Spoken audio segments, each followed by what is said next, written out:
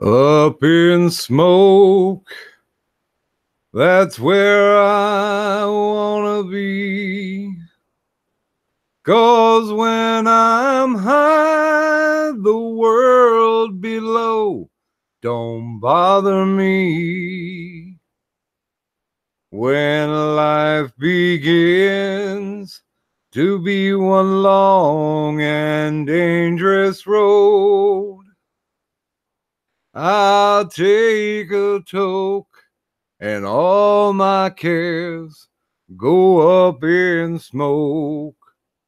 Come on, let's go get high. Welcome, everyone. Welcome. It's another IRS Insomnia Ramble stream. It's the kind of IRS that you would probably enjoy hearing from or listening to. And so we're here.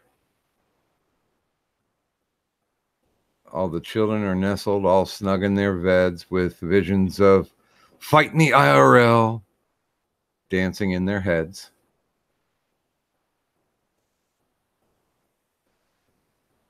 While Kadun in her kerchief and I in my cap have just settled down for maybe a long stream. I don't know.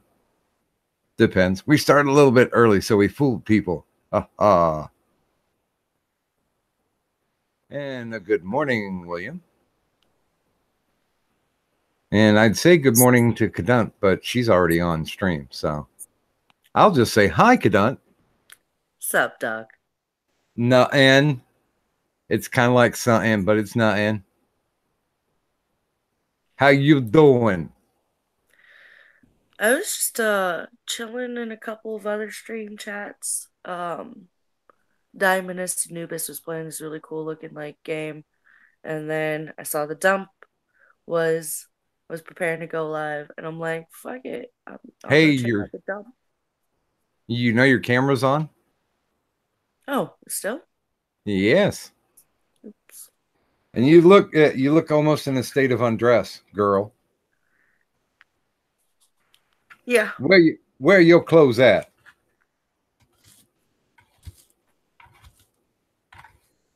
I saw you were showing your lipstick off on Twitter. Mm-hmm. So I got to figure out while I was at fair, because it was, fair is basically where I wear most of my makeup. And while I was at fair, I was experimenting with a bunch of different colors and shit like that some of the other girls had, because they fucking they flipped their shit over the fact that like I can throw the shit that I do together, and it doesn't look half bad. And so like I just start doing my fucking fair makeup because it's A, it's final weekend, and B, it's the celebration of Halloween, which totally threw off my whole fucking thought process, because I went to the store today and I was like, "Oh, Halloween's over. I should totally go and get some of their discount shit." I'm like, "Wait a minute. This is full price. What the fuck?" And I went up to the girl. I'm like, "What's today? When's Halloween?" Today is Christmas Day, sir. Oh, cool. That's I don't And remember I the lines. haven't missed it. Yeah, I don't remember the lines from that, because I played not Tiny Tim, Tiny Tim's older brother in a play in high school. Was that Rick? Not Rick. I Maybe. don't know. I just imagine Tiny Tim's older brother being named Rick. Yeah. I can see it. I can see it. I can accept that. Well, so did you tune into any of these shenanigans going on today? Nope. Well, you're one of the lucky ones. I Okay. One of the things is, if I even think there might be shenanigans, I try and avoid them. Well, the kids are wanting to fight IRL again, and Of course. yeah, Hi, Coon. Big Daddy Coon. Hi, Alex. Hi, Denny. Hi, William. good morning, Ichabod and Alex and Denny. Yes, this is the crazy lady. Thank you. I appreciate that. Uh-oh, did Denny find my Pornhub account Oh, oh saying my. doxed Griffin? So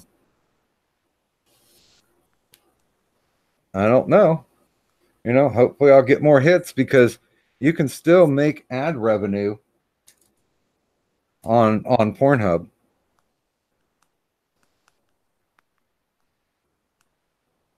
God damn, look at that.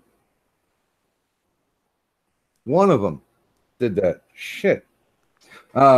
Wifey has not hit the bed yet, so she came up with the title for the stream tonight. Oh, well, tell wifey I like the title. She gave a thumbs up. She is face deep into that magical little iPad thing. Oh, I was gonna say face deep in your lap. No, that's a cat right now. I Fucking don't cat. want to know what you're doing to that cat right now, Doc. I strangling it because Kitty loves it when I wrap my hand around its throat. It just goes out and leaves me the fuck alone. It's just like a little warm purr pillow on my lap. And good morning, Michael. Good morning, Fright Supremacist. Hey, fried supremacist. Hi, Michael. Um, so yeah, she said to make sure that I put the Streamlabs in That's a for this good boy. for this evening. Yeah, because she's like, I don't have any money to get you any booze, so you know, if people want to see you drunk or sober, then this will be the night where you learn your fate. Because I'll be honest with you, I can do the Joker stream sober because for those of you who don't know, tomorrow 8 p.m. Eastern, I'll be having a one-on-one with the Killing Joke. Yeah. Now, a lot of people know that I drink during the stream. I don't get drunk during the stream. I just it puts me at a nice even keel. You Um, sip gingerly. yeah. I don't go all Ellington. It does. Being on a stream does not give me the onus to drink as much as I can before the end of the stream. I think I'm the only one who's ever been drunk on one of these streams, or two, or more. But Yeah, I think I'm the only one between the two of us who has been like drunk. yeah, because I can't afford to drink every fucking day. Well, Um, me neither, but I was at fair, so I was getting free drinks anyway. wow, yeah. You got your corset aimed and ready for the free drinks. Oh, I didn't even need to wear the corset. Actually, I probably get more free drinks when I'm not wearing the corset. So what do they call it when a woman doesn't wear a bra? Because when a guy doesn't wear underwear, it's commando or free balling. Commando is same is universal for not wearing underwear, or for women, I guess, panties. Um with without wearing a bra, it's just called being comfortable. Wifey's nodding her head. And a very good morning to you, Lord Byron. Hey, Lord Byron. Um, I don't know. It's completely up to you. Do you want to allow Ichabod in? Yeah, we can bring on Big Daddy Coon. I was like, are you going to be nice to him? But I guess that answers my question. Well, I can be nice. I still was not told not to. So, Yeah. you know. And a good morning, Gulf City cartographer. Hey, girl, city cartographer. Let's And uh, Ichabod. When it comes to not wearing a bra, it'd be releasing the beasts, plural. Cause the nature of releasing the beasts. yes, let your titties free. Oh god, I just took off my bra. That's what was initially showing. Was my shoulders without because I'd just taken it off, and I thought I'd had my camera off at that point. But oh well. And you know what? It's not like y'all haven't seen my face before. And you know, I don't know if she's up or not, but I will send it to that person that we were talking about today Oh, okay, that'll be cool. to see. Oh, I should see if. Oh, wait, what's today? Today is Monday. All right, so Muffin might not be able to come on, but guess what? What? Muffin now officially has Fridays off, so she's more able to. She's definitely able to join us on Thursday streams. I guess Wonderful. Friday morning, Thursday Okay. night. Yeah. That sounds wonderful. Hello. It's a beautiful day today. I suppose it's actually quite a nice night out, isn't it? Yeah, full moon, right? Yes. Well, I think we have a Almost. gibbous here. Well, if nothing else, this stream is a full coon now. That is absolutely correct. British is very good. I'm sorry, what? The British that you're doing is very good. Thank you very much. I've worked very long to get it this well. Yeah. No, that's very good job, Big Daddy Coon. Please don't call me that. He sounds so like refined right now. It's weird. He went to the Sargon Finishing School of Etiquette. Oh, he went to finish Sargon?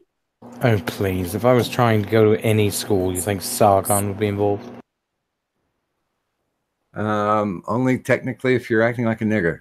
I think that's what it means. That is beyond my capabilities, I'm afraid. I did not take the special prerequisite class of Weekrow 1. So Coon Daddy, what's up with the tea talk? What's up with all this jargon you're spewing right here with your pips and your Cheerios? I thought it was fitting. But for why? Oh, but see, there you have to actually get an answer. That's true. That's true. I was Indeed. I can't understand a goddamn thing you guys are saying. These things happen, Doc. So, what's been going on? What have I missed? Not a lot. I mean, I basically got mind numb today, listening to the old interwebs. The people talking about they want to fight other people now, IRL, and it's serious and it's real this time. And I'm like, guys, come on, really? Can we just, I don't know, have a modicum of being an adult? You know, put that into your diet and see what happens. What the fuck is this adult shit? I don't know. I mean, I think they're too. They might be too far gone, and it's so funny because Failure said that he's not doing the Kumite anymore, and he's not going to do Andy Worski. He was on both of their shows as they were running simultaneously. He flipped back and forth. Mm-hmm. And Well, maybe he meant not doing them in a different way, not necessarily not being on them. yeah, Well, being on them is being a very subjective term. Mm-hmm. yeah, because I mean, you got to be in with the cool kids. Fuck, I do. Well, to get on either one of those shows, apparently. Although I still and I've asked him this in chat. I've asked Worski. I'm like, why the hell did you block me? Yeah. On Twitter. I mean, I unsubbed from him from YouTube just because, you know, I've got enough retarded in my life. Mm, My God, you have to deal with Kadant on a daily basis. yeah. That should be more than enough, Downsy. Well, I bring enough of the to any stream. He's not wrong. she's a special kind of special. I mean, I'm late consistently, and then I'm always late again, and then I keep showing up to the Ramble stream late. Oh well, these things do happen. About 2 dozen times. I'm always tardy. Oh. Well, tomorrow should be the day where the last and final piece comes in to play. Should be. Yes. Hopefully. Fingers crossed. More than likely. Well, okay. This is not a racial thing, but I need to explain something. Yes. The ghetto that I live in, you can tell by when the mail is delivered as to what color the postal worker is. Oh, good God. I shit you in the negatory, because black postal carriers do not want to be around this part of town because it's more white trash. So, understandable. So like gang signs, but with skin color. So if it's a black postal worker, we get our mail early, about 10 or 11 in the morning. If it's a white postal worker, they prefer, since it's about a half mile from the main post office where they originate from, they prefer to leave our street as one of the last streets that they hit, because it's going back in to the post office. So usually, if we don't see our mail by about 10 or 11, then we know that the white postal worker will be dropping it off somewhere between 4 to 6. So that's why I cheer for affirmative action when my mail is being delivered. Because I'm not kidding you. This is the truth of the world. Apparently, black people are afraid of white ghettos. Interesting. Well, not necessarily interesting. More incredibly disappointing. Also, one of the things that I was told, because I'm pretty chummy with the postal workers. There's usually 2 or 3 of them, and the little short black female postal worker, our female man, so to speak. Yeah. She's like, yeah, you know, around this neighborhood, there's a lot of dogs too, and my kind don't like dogs. Matter of fact, there this time during the summer, the shitheads that were living in the back half of the duplex bought a pit bull and set it in the yard so it would growl at anybody coming to the door, like the people trying to collect the rent, or the people trying to get downstairs to shut off their power. Basically people trying to serve eviction papers, you know, that kind of thing. They're called squatters.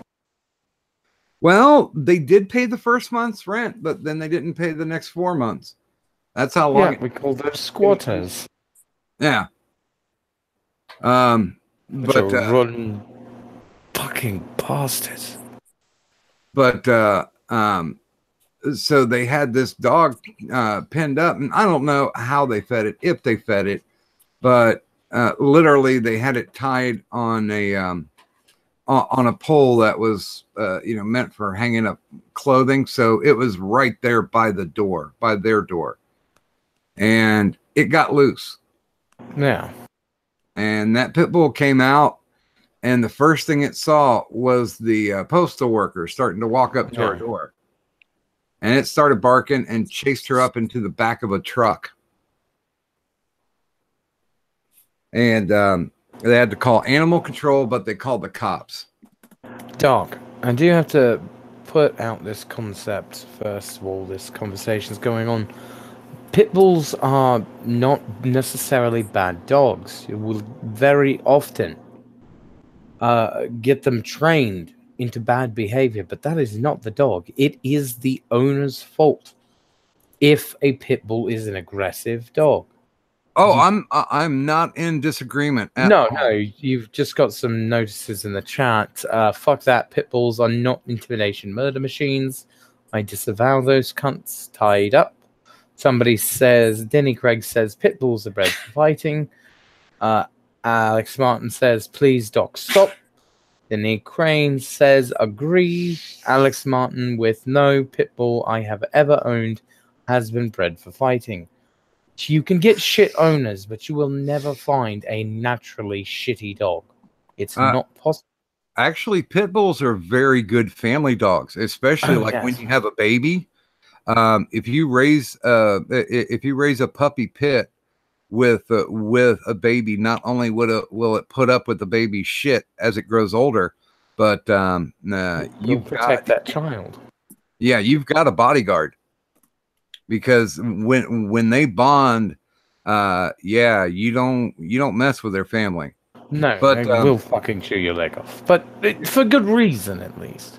Yeah, and this pit bull was kind of nice at the start, but how they had it pinned up and shit. I mean, it was hungry, it was paranoid, and anytime they had it inside the house, they'd put it down in the basement. And when we went over after they finally got evicted, the whole back door of the basement was just scratched to shit.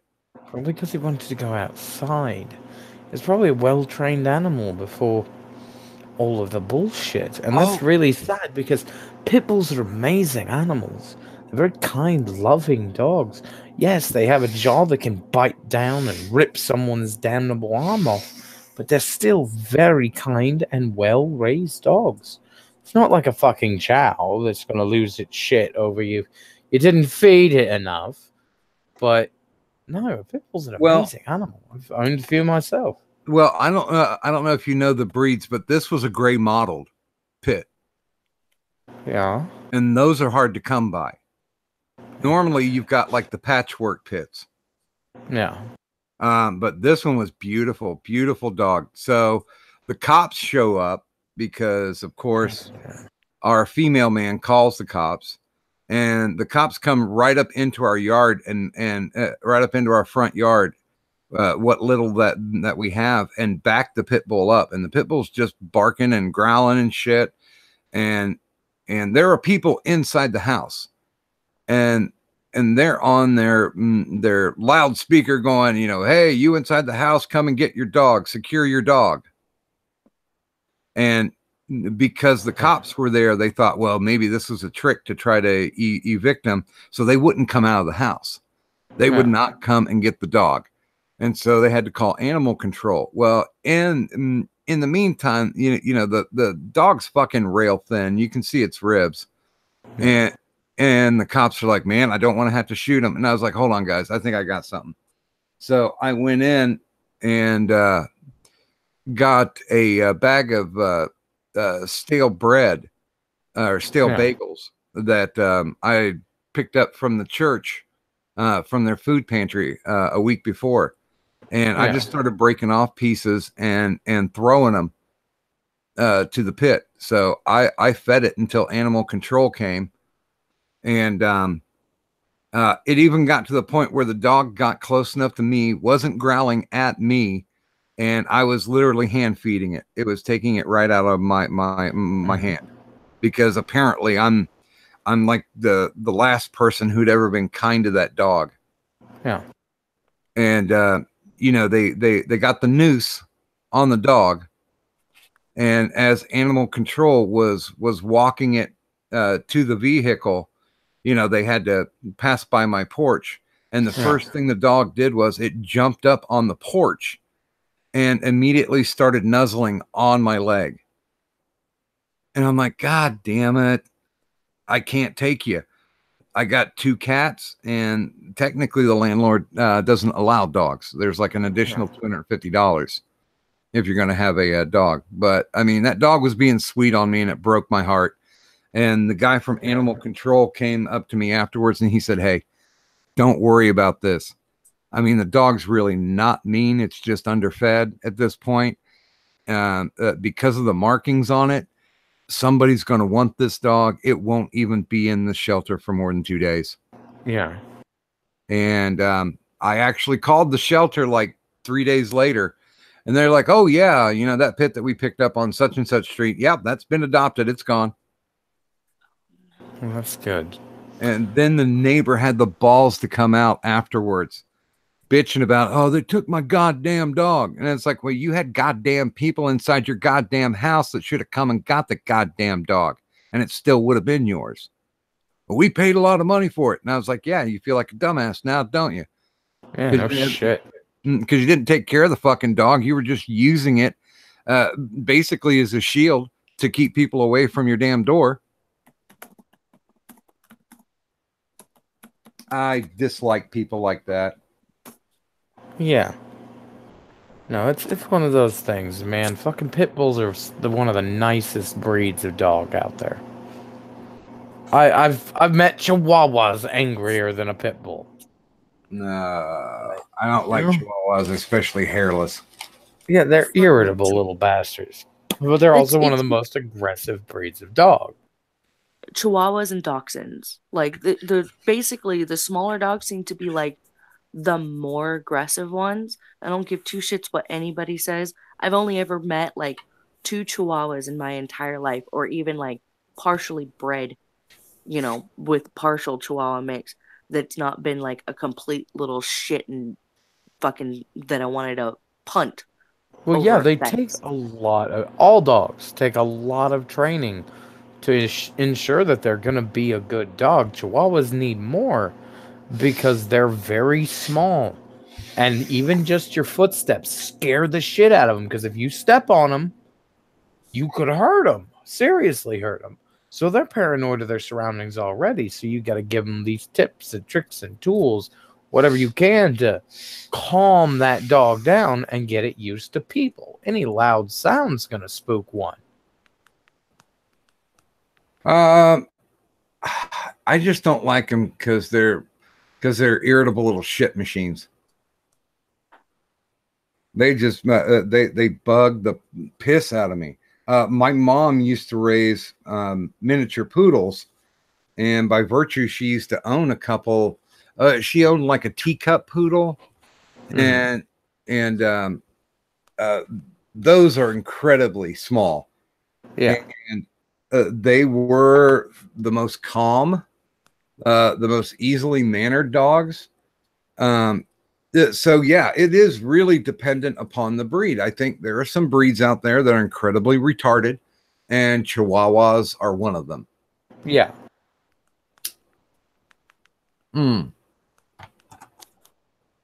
Oh, so I don't know how I kind of veered off that, but yeah. So the whole booze thing, it's being left up to the audience tonight.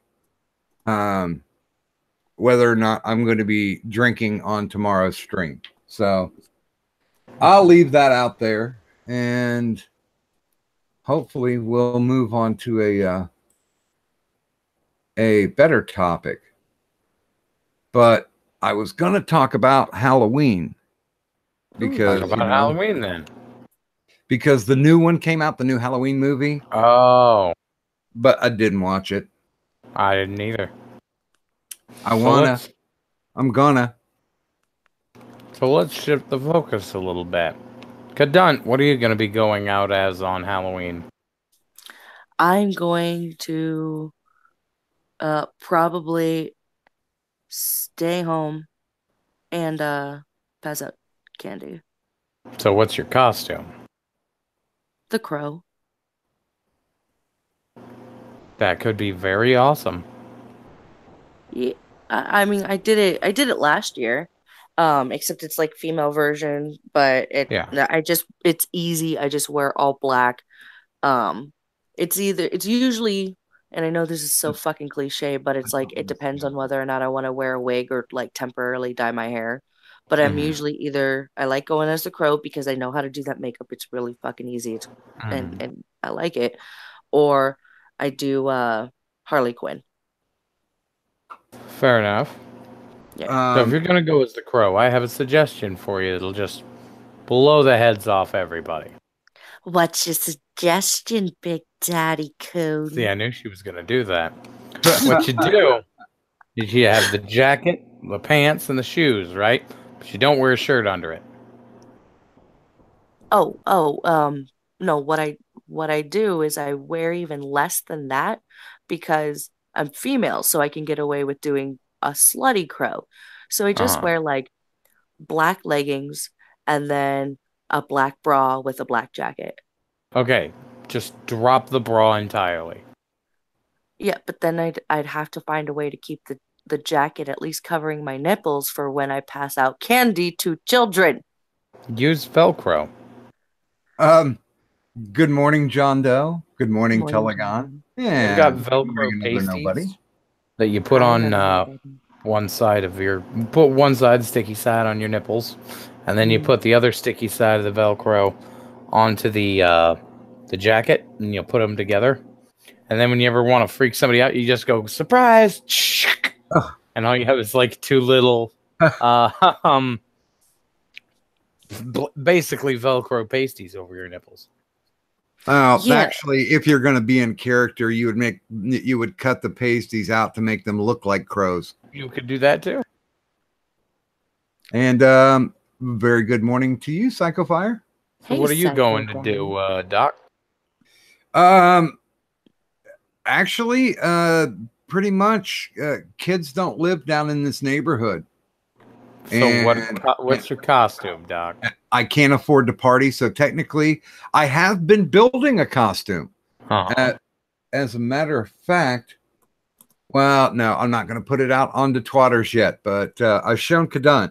I am building a Doc Griffin costume. Nice. And I've got it pretty much set up. I went to the church has their own like clothing thrift store, and they had the fill a trash bag for $1. And I literally got every costume piece that I needed from the waist up, because I don't wear pants anyway, so why bother? And I got them, and I got a what is it called, a Zentai mummy mask, and a pair of this was the bad move. I got a pair of incredibly cheap like steampunk goggles. Yeah. Which is, kind of what my character's wearing. But the lenses are so fucking dark. Yeah. And, since it's just plastic, it's not like I can bust the lenses out and put new ones in. This is true. I got to thinking about it. I remembered once, this was when I was married first time. We were living in kind of a ghetto part of town, kind of wigger white trash neighborhood. And for Halloween, I tell you what, if you want to see the definition of confusion, go down to a ghetto, and instead of passing out candy, pass out books. We were passing out like Louis L'Amour books to the boys and Harlequin romance books to the girls, and they just kind of looked at us like it was radioactive. They had no idea what the fuck it was, but we won the parents over because we would give the parents beers. Well, yeah, because it's not like if the parents looked at it too, they would probably also be like, well, what the fuck are these words? What's all Well, this? yeah, but they can read Bush on the side of a beer can.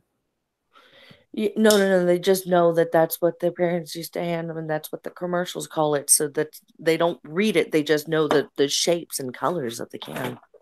Well, It's so like a concept. the button to the story is next day we get up and we decide to take a walk. As we're walking down the street, we see there's a book laying there. Oh wait, there's a book laying there. Oh, there's a book laying there. Legitimately, the whole street was covered in discarded books. You're that guy. They fucking just pitched them all over the place. I'm like, God damn, didn't anybody take one home to try to read or at least, line a bird cage with or something? Oh, I totally would have taken it home and read it. Like if I'd gone to a neighborhood, or if I'd gone to a house with like my niece or something like that, because I used to be the one who would walk her around, take her trick or treating.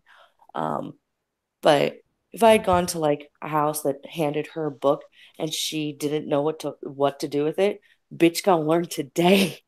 Like that's all I'm gonna say. Like, nah, you're gonna learn how to read and you're But going to learn to be very literate. Actually, that was one of my favorite things I used to do with my niece is read with her. wait a minute. Did I miss Mr. LM coming in? It sounds like he's I getting didn't see ready to him go come out. in either. Mr. LM? Yeah. Mr. LM002. I just call him Mr. LM002. Double Paul, lot. James Well, Bond. well, Mr. LM, hi and bye, I suppose. Hello, goodbye. Oh, that makes me kind Telegon's of sad. I too. like him. Say goodbye and I say hello. Hello, hello. I Do you don't know. know I say goodbye, I say hello. So I don't know. I haven't done a costume in many many years. The last one was improvised. I think I already told the story about that one, but I used to love doing costumes. Matter of fact, I won. I got the buzz with costumes because, and I don't know if this was some type of psychological thing, but when I was in second grade, my mother dressed me up as Loretta Lynn. Second grade, mind you. I won. I won the costume contest. Talk.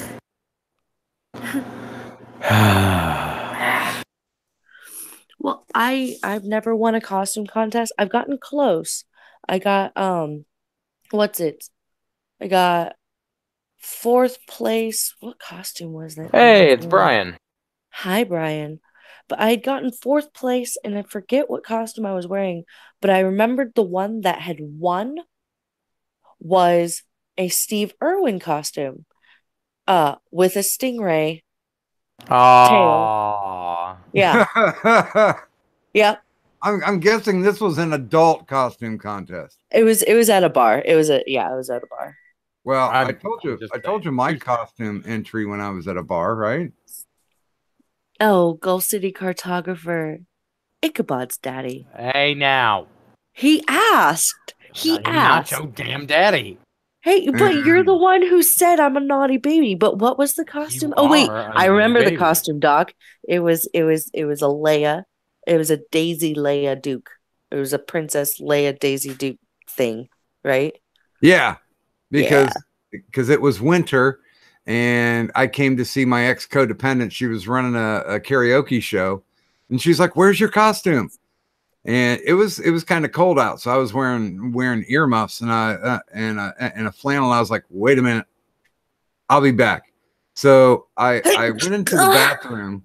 I had like ripped knee jeans, so I ripped the jeans actually off, rolled them up as far as I could, took my flannel, knotted it in the front, and then put on the earmuffs. They were brown earmuffs.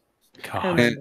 And I'm like, well, I'm ready for the contest. And she's like, what the hell are you? And I'm like, I'm Daisy Duke Leia. Hey, I don't have enough fucking people to ever go to a costume, anything kind of contest, really.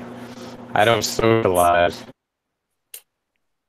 was that just me, or did Ichabod robot a bit? Did I robot a bit? Yeah, you were an Ichabod there for a minute. Okay, well, I don't socialize enough to go to parties with contests and stuff. Well, I apologize that both Doc and I are old enough and wise enough to have lived a life with socialization while you sat there all alone. We both wondering- know if you'd have tried, you'd have won the wet t-shirt contest, so I don't want to hear it. No, actually, I've been a part of a wet t-shirt contest. And you didn't win. No matter how good my bra can make my tits look, without a bra, they're not that big. I am letting you all know now. Like, I need some form of like push together or support to make it look like I have any semblance of tits. And most of the time, I've only met like a couple of other women who have had smaller tits than me. What about Muffin? Oh no, Muffin is happy that she's losing weight because she no longer has what I call good gods, because they were double G's. Ha, now I know Muffin's cup size. Big Not enough to anymore. make it better. She's lost weight, so she's lost, I've bit got in a her chest. general idea. By the way, Brian, I did throw you a link in case you're interested. Brian, get your ass in here. I'm boring. And I've taken my Ambien. Well- Was that why you were all British earlier? No, I'm all British just because I decided to be. Why Do you not is it like you it? get, Why is it you get a little breathy when you get all British like that? Do you not like it? Do you like it when I call you daddy? I don't like it when you call me daddy, and you know that. Well, there you go. I don't answer my question. No, your British is fine, darling. It's fine. It's fine as hell. Like, Thank no, you. it sounds really good. It really does. Thank you. I appreciate it. It took a really long time to actually get to Domo all this. arigato, Mr. Roboto. Oh, Very robotic. very respectable. Yeah, he's so. Your robot is so bad right now. And good morning, anti-hero. Oh, hi, anti-hero. Are you going to let him in? Does he want in? Oh, well, I mean, the stream. Other, yes. As long as your culture exists. I'll tell you, What? I will appropriate your culture until you finally Brexit from the dirty EU people. Until then, Hey, I think Ichabod. no such thing. Big Daddy Coon. I hear If you want me to stop calling you that, anti-hero's the one you gotta pander to. Hey, I'm just letting it run its course. I don't know. She's a little obstinate. It might take quite a while. Only a have- little? Oh, you underestimate my obstinance. You underestimate my will to not have to ask somebody else to correct your behavior. Hey, no. It's not correcting my behavior. It's just I'm just saying, like, yeah. Not my job. Hey, I give you a wrench. Woo! Wifey is in the chat. She is Nurse Wicked. She's Nurse Wicked. Well, Yay. good night, Nurse Wicked, Miss Wifey.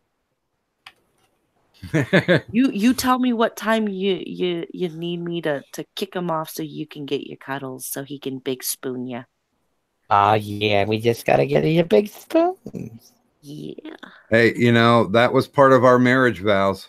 Yes, tell that to your pot as long as it's big spooning. Little spoon.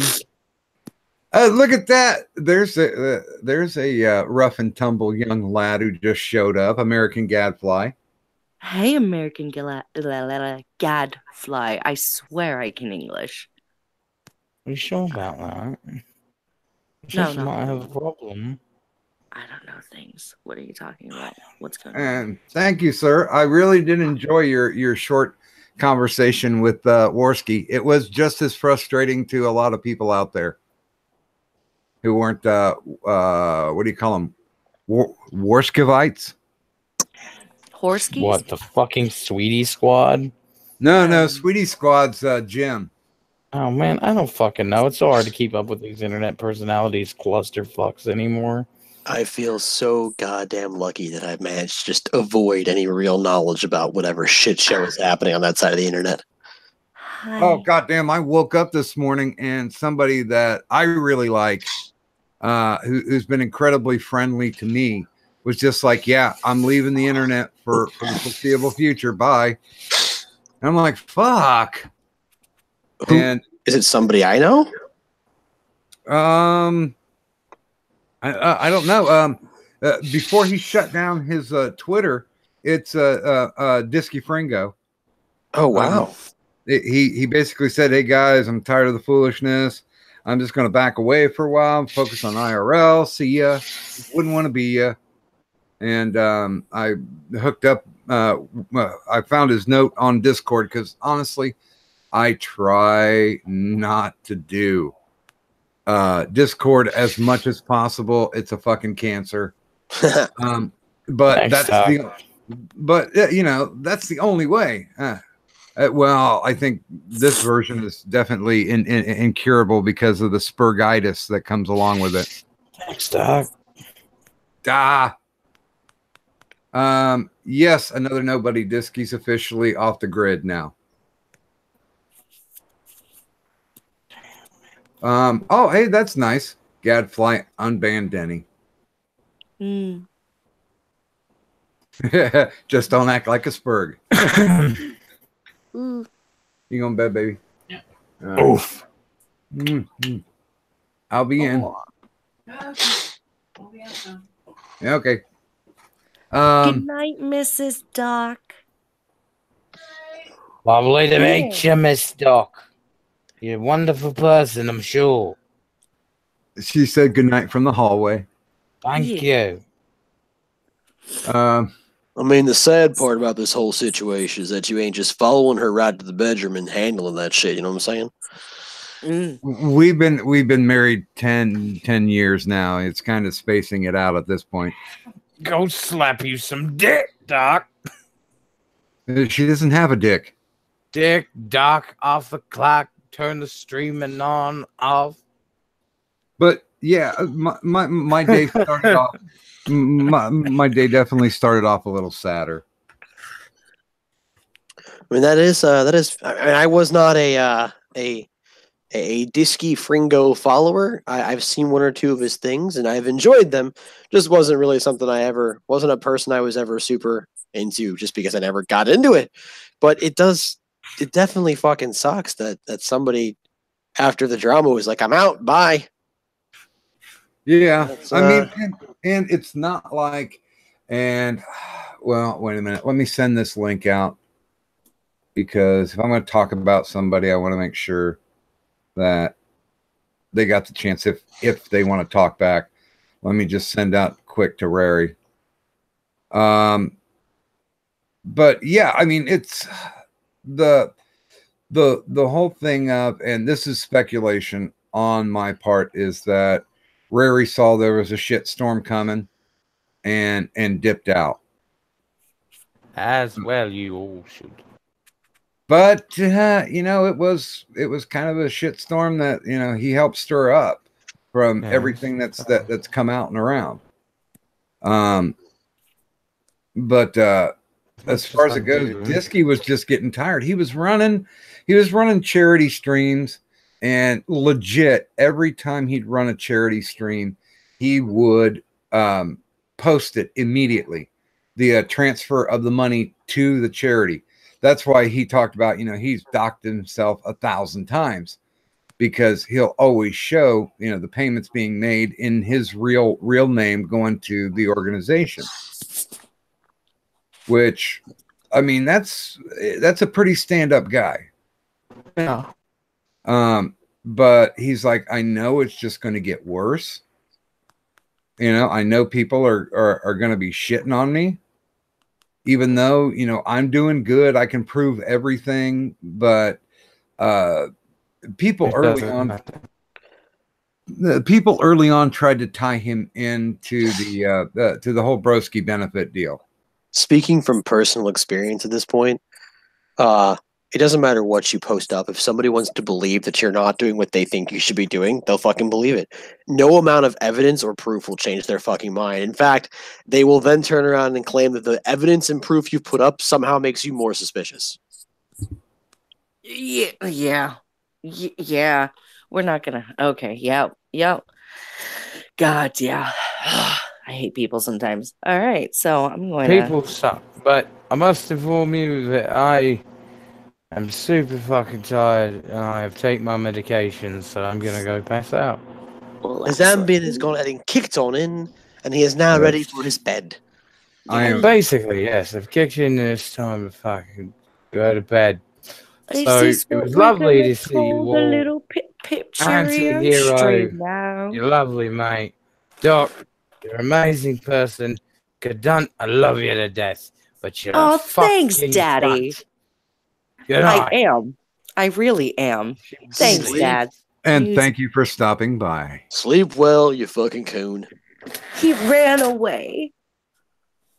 I did it, guys. I forced him to take Ambien and get a decent night's sleep. Oh, I'm so jealous, man. I would love to have that there Ambien. And by the way, El Rariachi dipped out too. Oh, Gone. He's gone off Twitter now. I did hear about that. I don't know who that is, but I heard he was gone.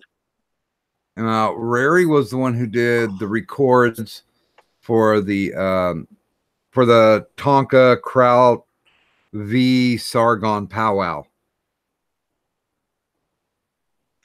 where they were talking about, yeah, we're owed at least one gay op.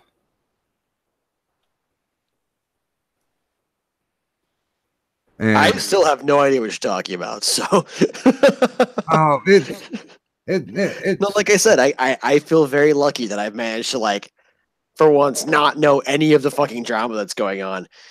I'm pretty happy about that. Like, I know some bits and pieces, some snippets and whatnot, but for the most part, their problems are their problems. I'm not on that level, and I don't think I want to be. Yeah, I mean, you know, you get Ichabod sent me another video. Woman identifies as a dog. It happens sometimes, you know.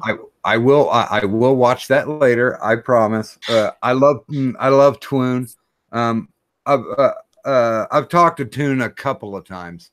He's a pretty funny kid. I'd love to have him on. Oh, I should say this. So those dozen or so people that are actually watching right now, I finally got an email back. As you know, I try to book interesting guests to have interesting conversations. And I got, I've been talking, usually you're always talking to a gatekeeper or a handler. Well, there was one person that I was trying to reach, and, you know, they were treating me like a poodle at a circus, jumping through hoops. But I got an email back today of I guess a very notable person. She was most notable in the 80s. She did more than a few porn movies, and she was also she won like actress of the year and stuff. She's got a whole bunch of AVNs.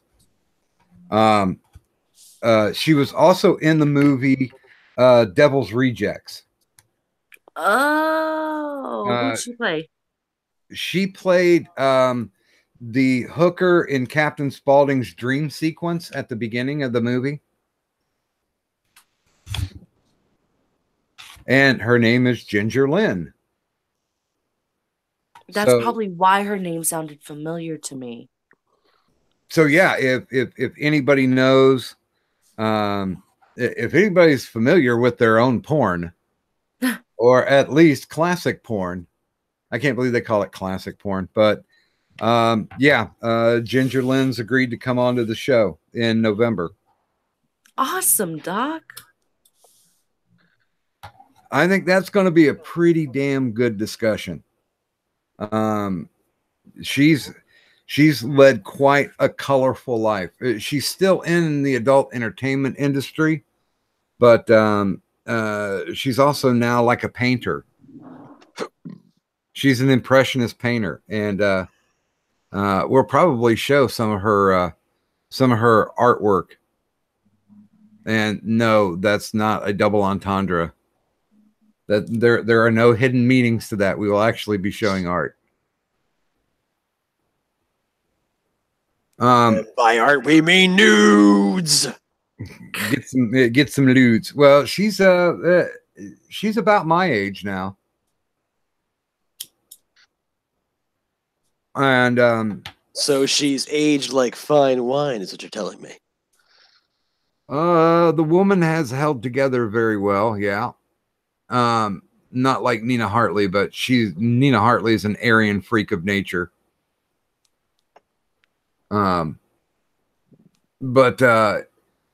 Yeah, she runs right now. One of her businesses is she brings in known porn starlets, you know, those that are gaining reputation, and it's kind of vanilla, but they do photo sessions, and they do cheesecake, you know, yeah, kind of almost in the vein of like Betty Page nudes. Why, hello. Hello. How you doing? Good evening. I am doing rather well. That's good, Brian. Got me some chocolate brownie here with chocolate shell topping and vanilla ice cream. Is it a special chocolate brownie? No, I had a shortcake cookie earlier though. Shortbread. Sorry. Wait, is it a dark chocolate brownie? Yes, it is. Oh.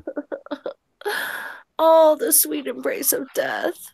You had my interest until you said it was dark chocolate, and now you've lost me. Hey, man, ain't nothing wrong with the dark chocolate. Dark chocolate lives matter. Dark chocolate lives do not matter. That's true. In fact, as far as I'm concerned, no lives matter. You're all equally awful. Yay. So that means I can have a dark chocolate brownie. No, you can't. But I want one. I know, which is why you can't have one. But it But sounds if no so lives good. matter, it's totally okay. Except that I also like suffering. Yeah, that actually sounds good. We had one of those encore meals. Oh my God. What they loosely called veal parmesan. Ah, yes. And when the chicken is like really chewy, it doesn't make for a pleasing meal. Nothing like shoe leather for dinner. Amazing. And there's really no way where you can take those pre-prepared family meals and make them taste any better. But we got literally 15 pounds of pre-cooked chicken. Oh wow, that's a lot of chicken. Yeah, and it's like hold on a second. Oh, you son of a bitch. It's God. all like pre-sliced. I didn't even do anything this time, Kidon. Jesus. No, not you, Black Widow. Did you get bit again? It happens. Could you stop that? Like, seriously? 'Cause now Hi, I'm gonna be- Don Cheadle, the man, the myth, and the legend. I'm gonna be worried about you all fucking night now. Thanks. No. I'll be fine. I'm already going in. I already have some of my fucking baking soda salt paste stuff ready because it's been happening a lot again. 'Cause Wait a I guess minute. with the cold weather. You Wait, get wait, hold the on. Don Cheadles? A real Black Widow bite. Yeah. Oh. Okay. Generally speaking, if you're a healthy adult, they don't do a whole lot. You should keep an eye on it because, in case something bad happens. But again, if you're a healthy adult, you should be fine. If you have some sort of infirmity or whatnot, though, then you might be a little in trouble. I really wish Cadet would take it more seriously, though. Well, also they have to be in season. Oh, I almost always have Black Widows around here.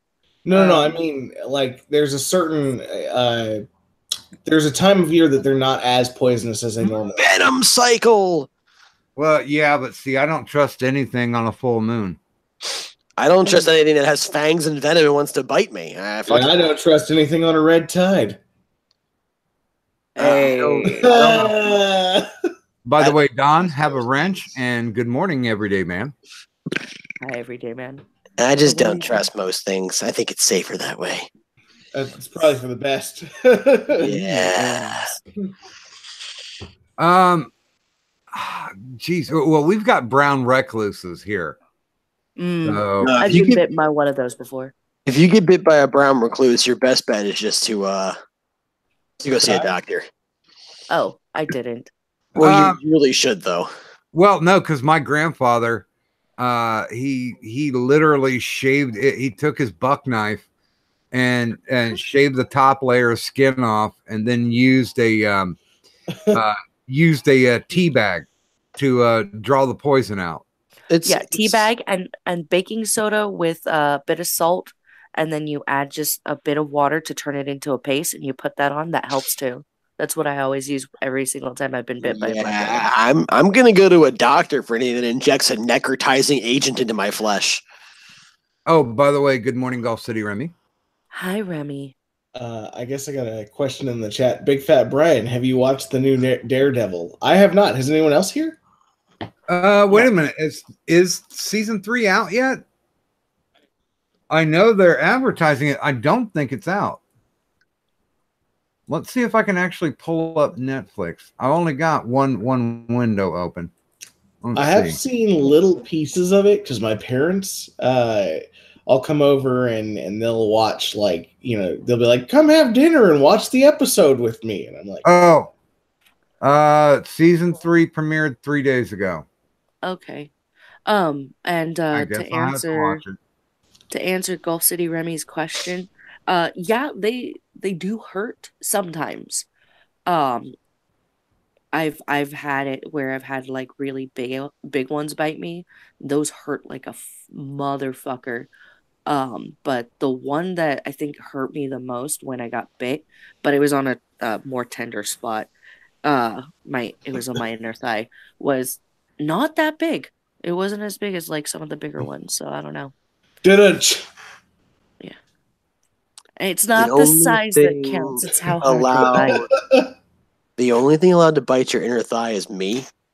Okay. So I really hope you fucking killed that spider for Yeah, you're gonna have to fuck up that spider. I killed that spider so fucking hard. Because that's my fucking property a bit. Yeah. Yeah, I said it. I fucking said it. What about it? Anyway. Well, as your official cameraman, I'm fine with that. I can accept this. I can accept that wholeheartedly. I have no problem with this. Oh, Doc, you've not seen it. I'm gonna have to wait. I don't have the picture anymore. Anti-hero, you want to send him the picture of my collar? Yeah. Give me 1 second to go ahead and locate it. You guys go ahead and keep talking. I'm gonna go and mosey. And of course, every single Insomnia Ramble stream is completely safe for work. Yeah. Except when Cadunt is on. Everything is safe for work. It's By the way, Doc, have you adjusted this to be a 18 plus yet? totally safe for work. Good God. Wait.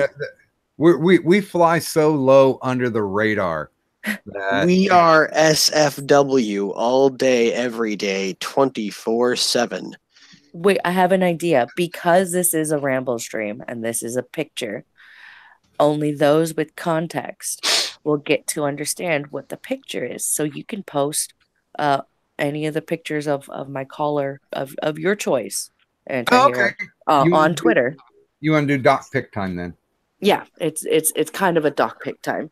Hey, Todd Howard. Good morning. And hey, there's a face I haven't seen in a while. How's it going, Zach?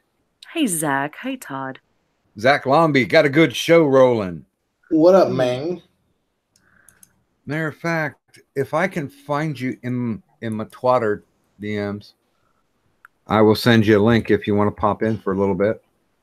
Ooh, Gold City Cartographer. Yeah, fleas can be annoying as shit.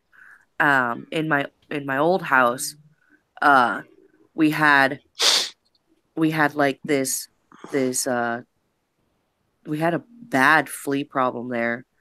I don't know what it was. We didn't have ticks though, so that was good. But we had a bad flea problem, and my dog, oh my poor puppy, he'd gotten bit to shit.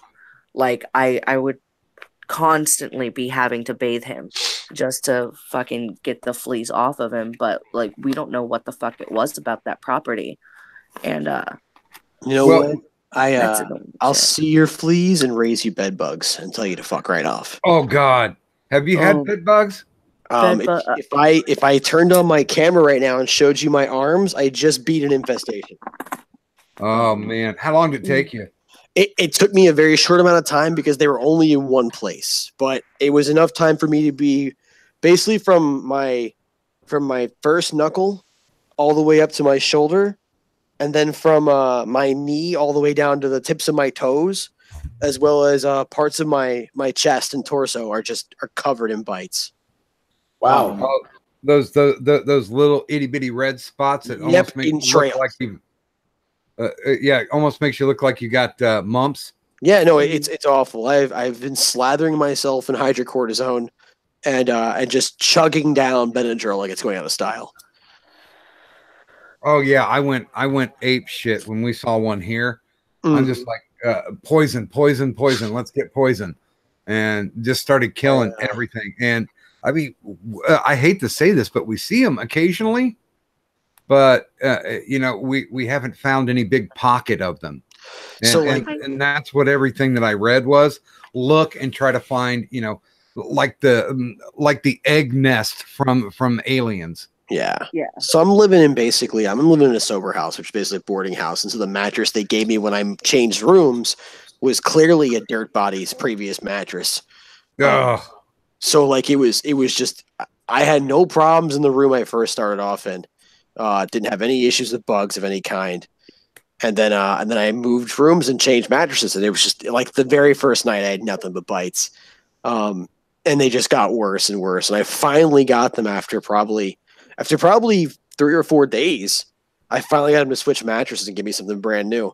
And then I heat treated and chemically treated all of my clothes, all of my stuff. I chemically treated all the floors and everything, the bed itself. So it's been 2 or 3 nights that I've had no problem. So I'm hoping it's pretty much dead.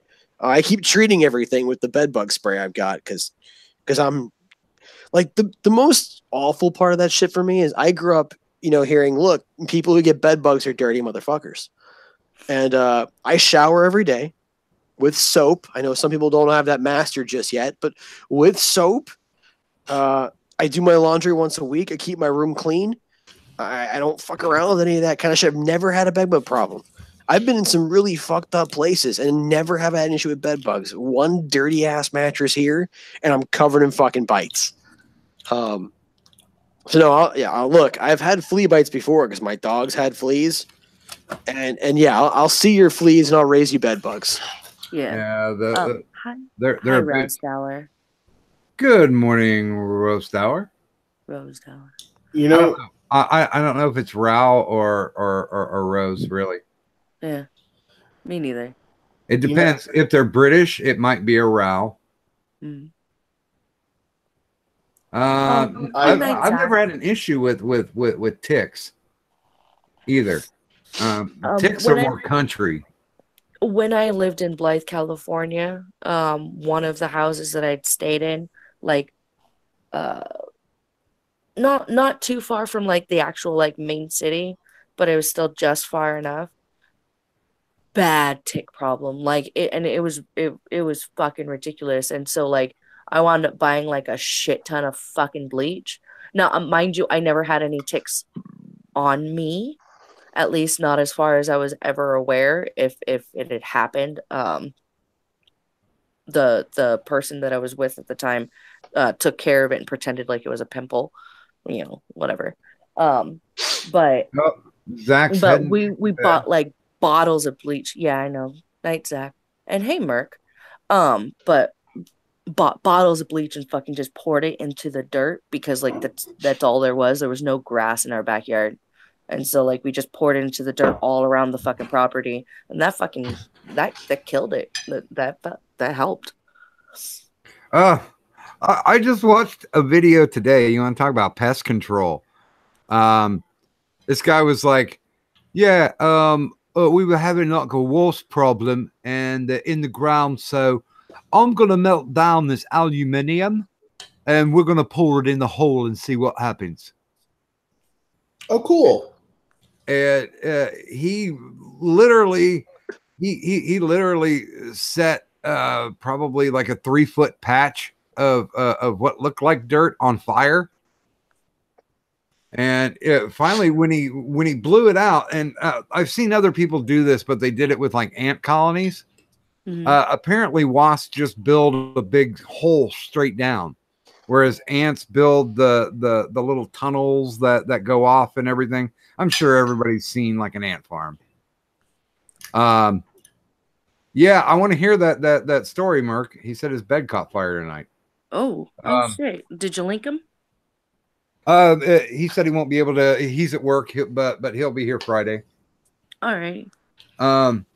But yeah, I mean, there's artists out there now who like do copper or aluminum, and they pour them into the holes, and they carefully dig out the ant hills, and they've got these. You turn them upside down, and it looks like a tree, like a gnarly fucking tree. Mm-hmm. When I lived in North Carolina, out in Fayetteville, we had an awful fucking fire ant problem.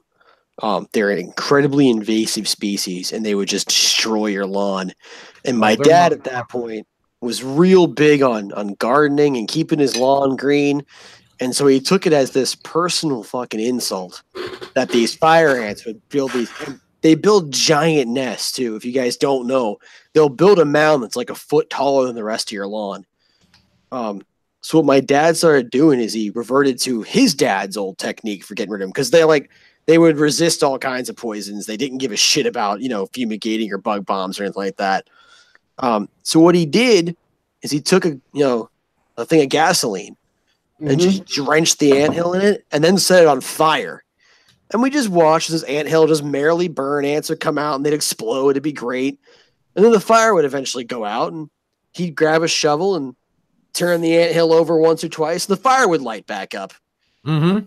And he'd just do that 3 or 4 times. And then after everything was done being burned, you go out about a week later and the anthill will be gone. They would have left. He did that to about 5 nests. And after about a month, the neighbors had horrible fire ant problems and we had nothing. It was fantastic. Neighbors were all kinds of, how'd you get rid of the fire ants in your yard? Burned them out. That's one of the fuck them niggas. We going here. Yeah, we're out. This is a poor place for all of us to be. One of my favorite videos that I'd ever seen was a guy who melted a load of aluminum cans and then poured them down into a fire ant nest, and then he pulled out the aluminum afterwards. It looked pretty tight. I am for our continued insomnia picture time. I'm Yeah. posting up a couple of these. I think they're artistic as hell. I would love to have one of these. But posting up pictures of people who pour aluminum down into ant hills. Yeah. And what it looks like. It's pretty fucking sweet. Yeah, it always looks really fucking cool. So this is what they call performance art with a purpose. Mm-hmm. Oh yeah, they will mess some shit up. But you know, I have seen people go, well, that's cruel and unusual. It's like they're insects, and anything that makes my life a living hell. Yeah, I'm gonna get them. Also, insects have no concept of cruelty, so I guess it doesn't really matter to them. I mean, have you ever seen like ants battling each other like up close? I've watched some of those videos. Like that's some they're fucking cruel to each other. Like, don't get it wrong. Well, it's like around here there would be moths that basically lay eggs and spin a huge cocoon, and the ants would march straight up that fucking tree, man, and start attacking the larvae. Ooh. And just start hauling them back down the tree. Yep. Lunch. Yep, tasty. This looks delicious. Okay, and I just wanted to make sure that Zach knew that the door was open. So anytime he does have the time, and he's up late at night and doesn't have chillins to worry about.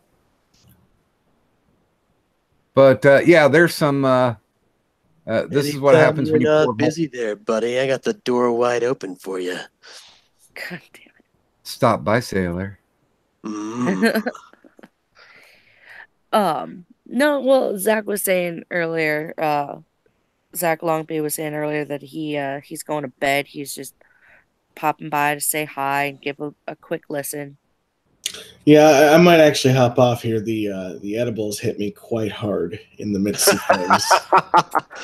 I was good till I went and looked a little too fast at my own fingers. Yeah, I saw vapor trails and shit. I mean, I'm gonna be honest. I'm now looking up ants versus ants videos. So, he's like, because of the edibles, I'm a full 15 minutes behind this conversation. Yep, it's great. So I think I am gonna hop off actually, because this is it's pretty amazing. Also, Brian, find the one. The name of the video is guy pours metal into I've seen that one. A watermelon. Oh, into a watermelon. Yeah. Does it explode? Okay. Let's find out what that one does. That sounds like it would explode, like violently. It didn't, and it almost kind of looks like one of the ant formations. Have you ever looked at Lichtenberg formation? Lichtenberg formations? I do not know what that is. Lichtenberg. Hold on, let me make sure I'm doing the right thing. If my internet will cooperate. It doesn't want to. Lichtenberg wood burning. It creates these really interesting. I don't know what kind of. I think it's a fractal pattern. Basically, what you do is you take like wood, and then you wet it, and then you take you take two electrical like probes or whatever, and you just put them on two sides of the wood, and it makes these really interesting fractal patterns. Oh yeah, I'm looking at them right now. Yeah, they're cool. Yeah, I've seen those before. This is fucking tight. They kind of look like dendritic agate. Exactly. That was what got me interested in the first place. Was like it looks like I was like, how do they get these kinds of patterns in? And then I went and looked it up, and I found this Lichtenberg wood burner. And you can make a Lichtenberg wood burner on your own if you don't mind dismantling a microwave. I would think there'd probably be another way, like like a Jumper soldering cables. gun. Jumper cables. Yes, but it requires it's based off of electrical voltage, not actual burning, like from a soldering iron. That's why they recommend there's like a generator or whatever in the back of your microwave. I watched a video on it, but I'm not planning on taking apart microwaves anytime soon. So no, see, for me, though, the thing that I wanted to do was the one that I'd seen of that was it was a giant piece of wood and it had two screws, one on one end, one on the other, and they just attached jumper cables to it and then attached the other end to a battery. That'll work. Yeah. Well, as long as they don't attach it to my nipples. I wouldn't like that. And on that note, I am out. Peace out, nipples. Wait, before you go, you got gone. the obligatory shill. He already left. God damn it, Brian. Okay, well, you can still hear me. I know you can. Throw in a link. You have a wrench. Put a link into the side chat to your channel. I have a wood burning kit. I've used it. I made my runes with it actually. I have a very nice set of handmade runes now that I made on my own, which I'm pretty proud of. So, would you call yourself the Lord of the Runes? No, I would call myself a rune caster. Yes, not a Lord of the Runes.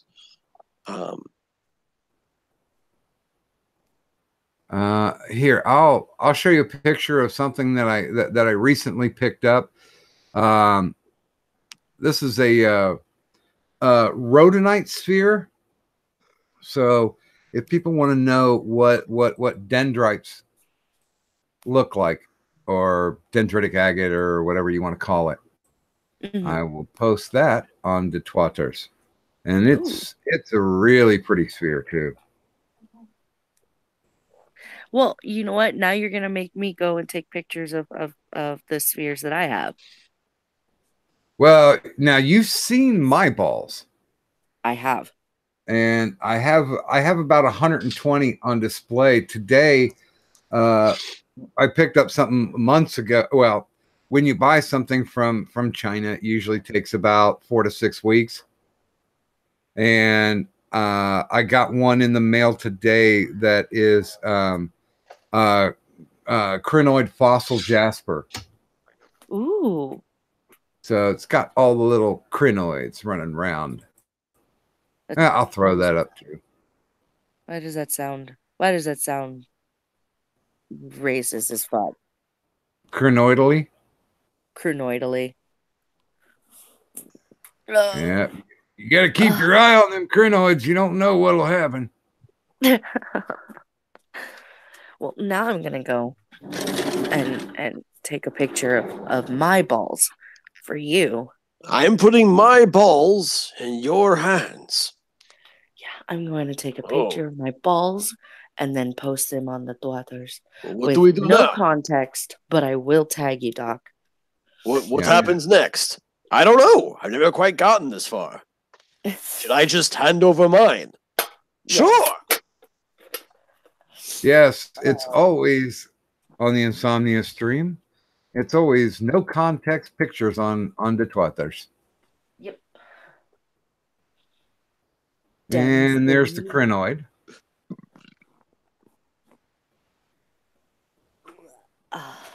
Hey, by the way, Antihero, did you see the banner I came up with for the stream? A banner for the stream? What banner? Huh? What's going on? Hi, Henry G.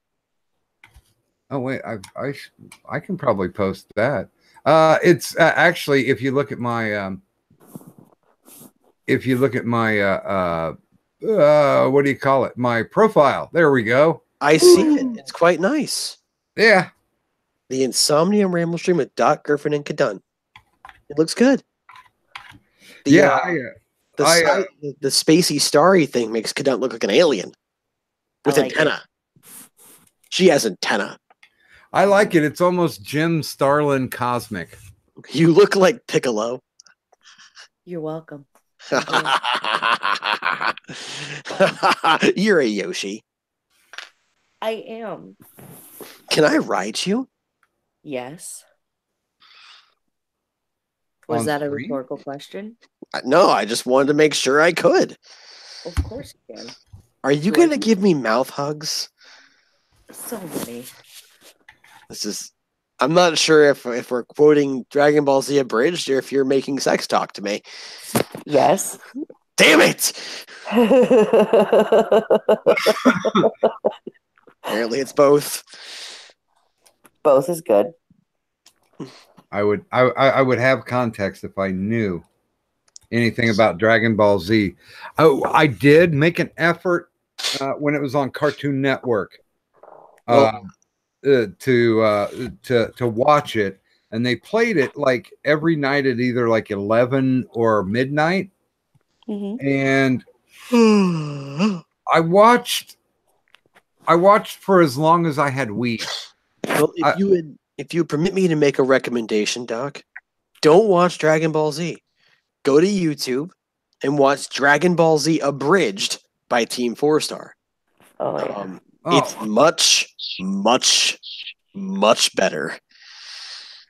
See, that's what I was gonna say, because literally one fight went the whole week and they still weren't done, and I'm like, fuck this. So Dragon Ball Z abridged is by a group called Team 4-Star. They're amazing. Check them out. What they do is they basically will take an episode of DBZ, and normally it's like a 20-something minute episode. They'll chop it down to like 10 minutes and then dub the whole thing over and basically make fun of the show, the characters, the genre, the plot, while doing a better job of having the plot and making the characters even cooler than they were previously. In their little dub over version. It's amazing. And even if you have no idea what's going on in the show, which I largely do not, it's totally worth the watch. I'm still trying to remember.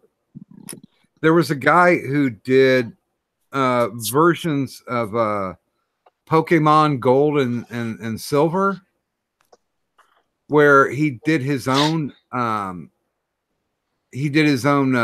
voices and narration of it, and chopped it down and just literally slaughtered it. Just shit all over it, but it was incredibly funny. Damn, I wish I could remember what it was.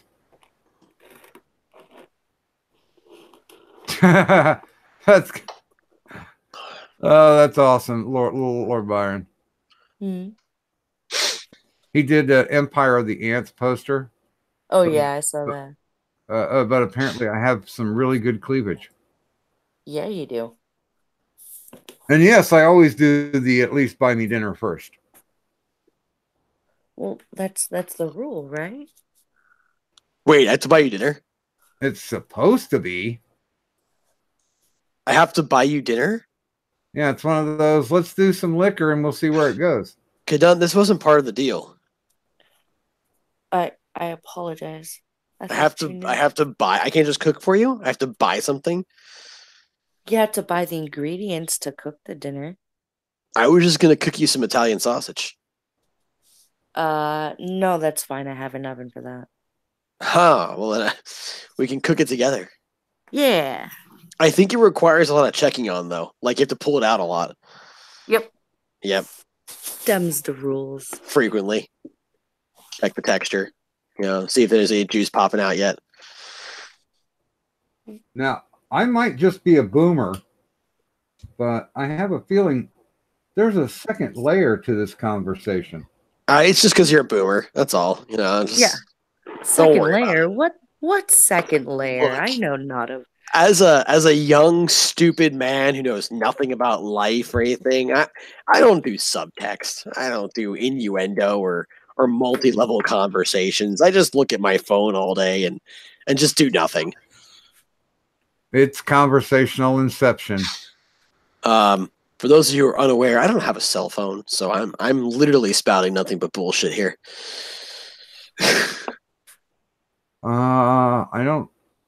I have a cell phone, but I use it to make phone calls.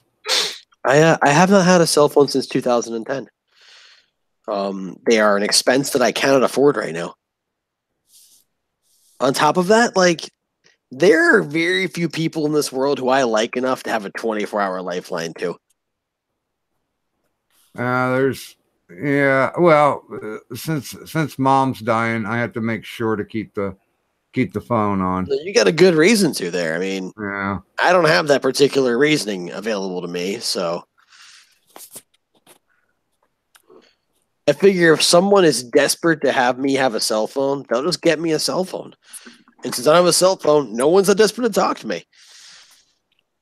Oh, I always love well, if you don't pay your bill soon, then you're going to lose your phone number. Now, granted, I've had my same phone number for like 18 years. But I'm like, if you guys are going to take away my cell phone number, I'm going to get another provider. And I used to work for AT&T, and I know they hold the numbers for up to 90 days before they put them back into the bank. So I'm like, whatever, you guys are trying to threaten me with this or that. And, I'll pay my phone bill within 90 days because you guys turned me off. I don't have any service anyway. So here's your 411 for your 611. I'll get it turned on when I got money. So fuck you. Bye. But then again, my sister, my Irish twin, she's a fan of filling me in on how bad of a brother that I am, because I don't go see mom enough. And she figured out Messenger finally. Oh no. Oh yeah. Oh no. She's an awesome sister. She's just a stuck-up bitch, but I love her anyway. How my sisters are. That's how my sisters are. They're pretty awesome, but they're stuck-up bitches. Yeah, I mean when she eternally posts pictures like, oh, we toured down to the Napa Valley, or oh, we had a couple days off, so we went down to Cancun. I'm like, you don't think that's kind of rubbing it in at this point? We get it. I understand, you're locating yourself, you're uploading pictures, but you don't need to upload pictures like every 2 hours. We get it. We know you're in California getting drunk. But I need you to understand just how amazing it is that I'm here in California, where you're not. You need to know that and embrace it. Take it deep within yourself and no envy, because I'm here and you are not, you filthy fucking peasant. Yeah, she did. She almost posted like hourly when they went to Australia, and she was there for a goddamn month. And I'm just like, I'm gonna have to unfollow you for a bit. And she's like, why? And I was like, because you're clogging up my fucking wall with all your goddamn posts. I mean, decorum, slow down, Sparky. You'll get there. Or just, do like they did back in the old days. Just put them in all volume together. Do have a nice dinner party and then invite us over for the slideshow. But I guess that tech is, no longer viable.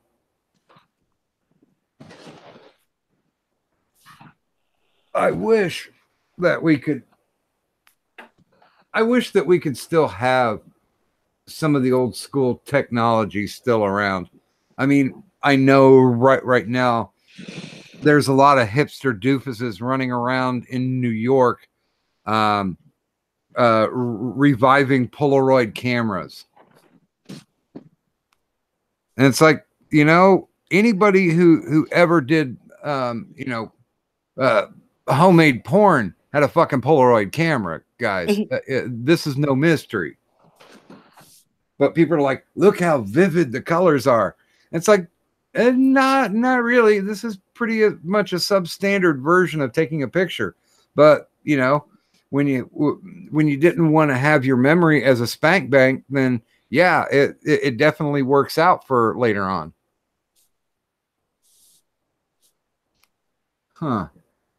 I'm still looking at that Lichtenberg wood burner. They're comparing voltage and what you can get with different voltages. Yeah, there's some guys who have basically made that thing a damn science at this point. Yeah, I think the only thing that I'd be interested as far as craftsmanship goes that I'd really like to learn is how they make samurai swords. Mm-hmm. But unfortunately, there's like literally only one guy left who knows the secret of steel. And yeah. I don't even know if he's still alive, but when I saw it, it was a documentary in the 90s, and the reason why it hasn't proliferated or gotten passed around, he keeps kicking out anybody who comes to study under him. Mm-hmm. They'll study under him for like a couple months, and he'll be like, you do not have the discipline. And then he kicks them. He tells them, go fuck off. And it's like, how are you going to pass this on if you're not willing to train somebody? This isn't a Shaw Brothers karate movie, Dick. He is waiting for the right person, according to the ancient scroll. Soon he will be visited by the one who will learn all things from him. He's in to wait. Yeah, I think he's gonna be in no shape by the time that guy shows up in his driveway. Oh yeah. Hey Eric Foams. An earlier Gulf City cartographer was saying Helsing abridged over DBZ abridged, and I agree 100%. And I posted on the Twitters I posted my balls as well as my eggs. As far as the DBZ versus Helsing abridged thing goes, I actually disagree.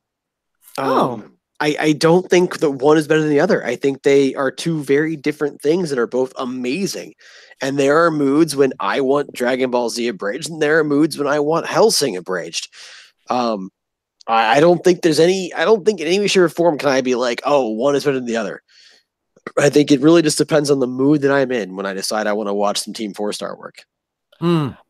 That's fair. That's fair enough. You're entitled to your wrong opinion. It's not even a wrong opinion, dear. In fact, it's a fair and balanced opinion if you really think about it. If you would, take away some of your, filth and bias for a few minutes, you'd recognize that DBZ Abridged has a wide variety of merits that Helsing Abridged just does not have.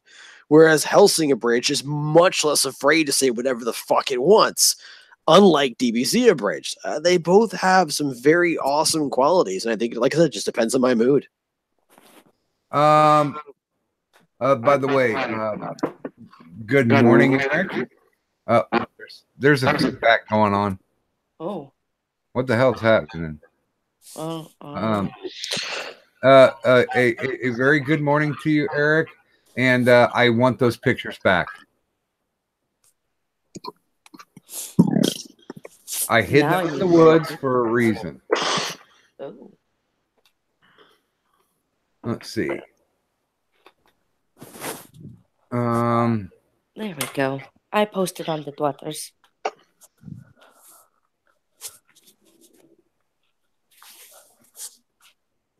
I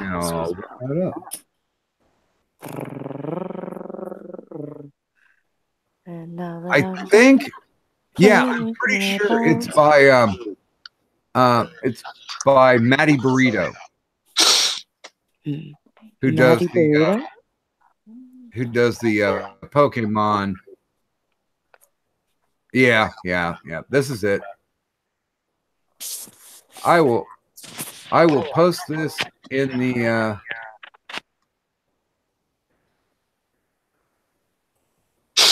I'll post this in the chat so you guys can bookmark it for later. All right. And let's see if I can name these.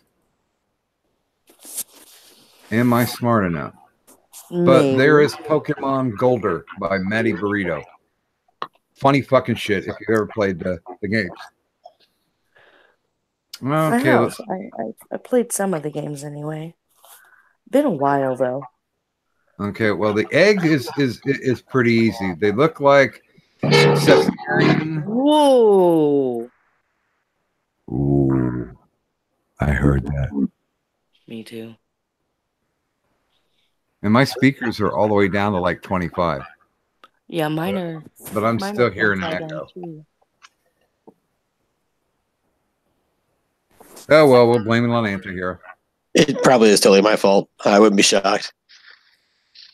Now let me ask you. I do have to ask one question because a picture is kind of difficult to tell. Does that blue egg have any chatoyancy to it? Any sparkly? Any shiny? Blue? It looks bluish green, like almost aqua. Oh, that one. Actually, no. It does not really have any. But that's not even a good picture of it, to be honest. Like, that's kind of a really shitty picture of it. It's not a good picture. I deliberately gave you the shittiest one I could find because I don't like any of you. No, I couldn't take you know my phone, love. Like, So is it more of a pale green? it is kind of an opalescent color.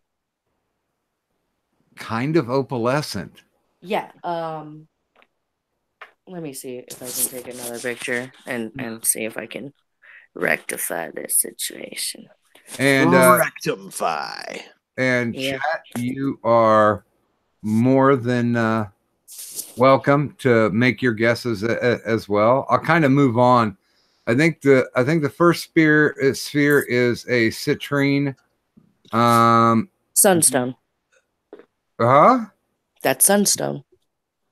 No, dear, that's not sunstone. Sunstone, sunstone, you can't see through, or you can't shine a flashlight on it. That will definitely shine through. That's either a citrine, or it can actually be dyed fluorite too. But I'll even say this: it might even be yellow optical calcite. Because optical calcite has a lot of rainbow inclusions to it. Oh, wait, never mind. I found my sunstone. I have a little jar of sunstone. So, yeah, a sunstone is orange and glittery. I have one of those. Let's see. Are you sure that's not a goldstone that you have? Oh, no. I've got 3 different versions of goldstone. Okay. I've got rust or red goldstone. I've got blue goldstone and green goldstone. I'm still searching for a purple because purple is even harder to manufacture than any of those because goldstone is man-made. And that's black obsidian with a gold sheen. Ooh. The second one is tiger's iron. Actually, I was going to go with either bronzite or tiger's iron. Mm-hmm. The green one looks like Zhuan jade. The green egg? No, the green sphere. Oh. I forgot what that one was. Well, Zhuan is just basic jade. They just slapped Zhuan on it for no apparent reason. I mean, it was only $2 for that one, so I don't know. Yeah, well, that would fall within the price range, definitely. So now the only one that's got me befuddled is the is that a greenish color egg, because the egg looks aqua to me. The non like shiny one or the shiny one? Yeah, the one that looks like it's got a flat surface or a flat finish. Oh, the matte. Okay, hold on. I just took another picture of that one. Except this one is going to be it. I put the light behind it because it's Good one of morning. those things. Good morning, Okay. Sisyphus. Hey, Sisyphus. But I put the light behind it, and let me see. Let me just do this for you, and go on the daughters, and picture, and tag, doc, tweet. Sending now. Lather, rinse, repeat. Mm-hmm. And there you go.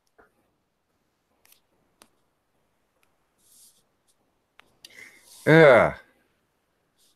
I have no idea. It looks like something that would be man-made, though.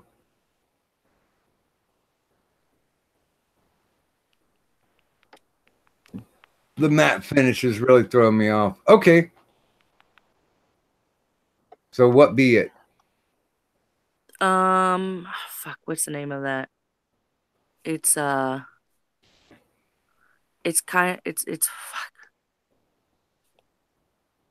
It's not opalite, is it? I think it's opalite. I believe it's opalite because Huh. it's something opalescent. Yeah, opalite's man-made, but it's supposed to have like the color contrasting thing. Oh yeah, for sure. Like in regular light, like it's definitely got a very matte finish. But when you try and like put it to a light, you can see like the different kinds of reds and oranges and stuff like that that's inside. But to the naked eye, it'll look almost blue or green or teal. Okay, now I'm really curious. Mm-hmm. What attracted you to these? I don't know. I don't know. The only one that the only two that I know for sure what they are, like off the top of my head, would be the tiger's iron ball, and the serpentine egg, or serpent stone, not serpent stone. Is it serpent stone? Septarian. Septarian. I believe so. Serpent stone. Oh no, that's definitely. Hold on, I need to make fun of Kadant a little bit here. Serpent stone. So do you also have Drake stone too? A little Navarium in there. Viridium maybe. Now, technically, they a lot of people call them Septarian dragon eggs. Mm-hmm. Not gonna answer me, Kadant? I love you too. No, just checking, with your serpent stone there. You asshole. I know, okay? I was Little azurite. God damn it. So are you what are you making? You making like a great sword? Is that what you're going for? No, I'm making fucking armor, bitch. Yeah. I would love to have an azurite sphere, but they're too fucking expensive. With serpent stone, you're gonna make armor?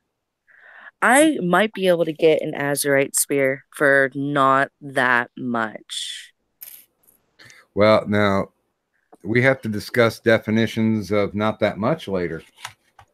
What sizes are the spheres that you have?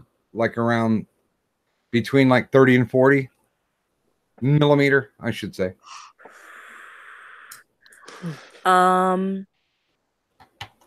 So the smallest one would be the opalite egg. Yeah. Or the one we suspect is an opalite egg. I don't remember what it's called. Anyway. But the smallest one would be that one, and that one's about an inch across, and then 2 inches like tall. And then the largest would be the citrine, I think it is. Yeah. And that's either citrine or it's optical calcite.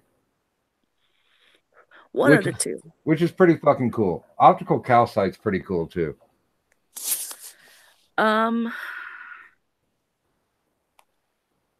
If you get the white clear version of optical calcite, they also call it, if you've got a flat piece, they call it TV stone, because if you put it like on a newspaper, it's almost like a magnifying glass, and it makes it, basically look like a TV picture. I'd have to go and check that out. But And a good morning, Furry. morning, Lysis. Speaking of mornings, it is now 3:30 in the morning for me. It is. And I am going to go ahead and go to bed. Oh, okay. As I am falling asleep as we speak. That's it. Yeah. Sorry about that. I apologize in advance. I have nothing to shill. Yes, so, you do. Filth He has and a Twitter. I do not shill. I do not exist. I am not a real boy. He has a Twitter. He also has a channel. He does have content on that channel. Actually, one of our episodes, mine and Lo-Fi's episodes of Not Safe for Wednesday, just so happens to be on that channel because Lo-Fi was having some technical difficulties. There is no content on that channel. There's all the content. Go look at it. It is not content. It is merely drivel spewed from the mouth of a bluttering idiot. If you don't put the links in the chat. There's a chat? On the YouTube? I'm not on the YouTubes. You stubborn ass. I've never used it. I'm a boomer. No, God. I will talk to you later. Yes, what's up? She will eventually win, right? Eventually, but until then, I'll fight the good fight. No, okay. Well, that works. All right. Y'all have a good night. Take care and be safe, okay? You too, Antihero. Thanks for coming on. No problem. Thanks for having me. Bye, y'all. And let's make sure I do this before I forget. I'm not saying that my memory's bad, but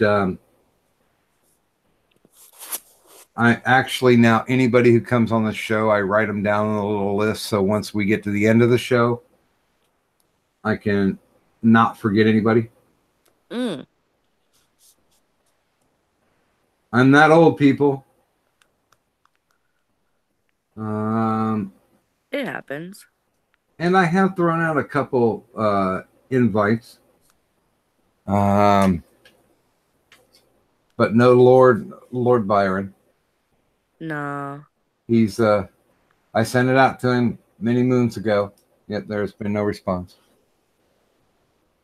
I was going to send out to Rary again, but yeah, like we talked about, he basically 86'd his account. And I have no idea. Well, I'm just going to leave it be with Disky. Let him come back when he wants to. Yeah, let him take his time. Yeah, because he's done quite a bit of great work. I wish, yeah, I don't have any yellow optical calcite. All I have is white or clear. But I picked up something called garnierite. Have you ever heard of it? Sounds familiar. It's also called green lightning stone. And I will show you why they call it green lightning stone. Because like when I pick up stuff, I mean, like, I don't know if you've ever seen the market. There is a shit ton of there's a shit ton of selling and buying and selling of rocks and gems and minerals on Facebook. It is a thick cottage industry. Mm-hmm. But say you had that piece of citrine is like 40 millimeter, you could expect for somebody to have you pay $20 for it plus shipping.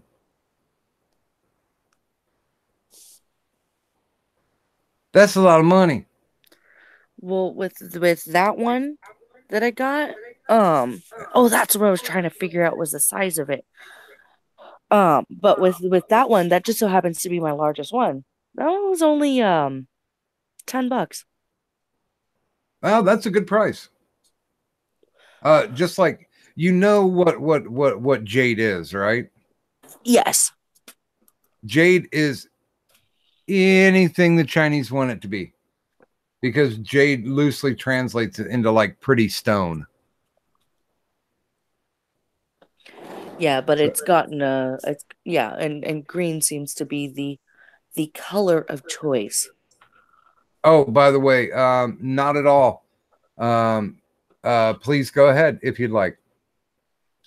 Huh? I'm answering your DM in a creepy, veiled way. Okay. Well, I didn't know. Okay, I'm not that bright of a woman, you know? Here is the one that they call green lightning stone. Garnierite. I went ahead and posted that up.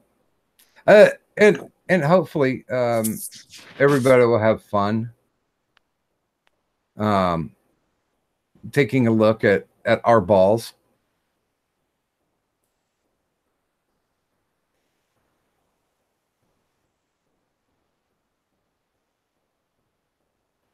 Let's see if I can figure out what it is. I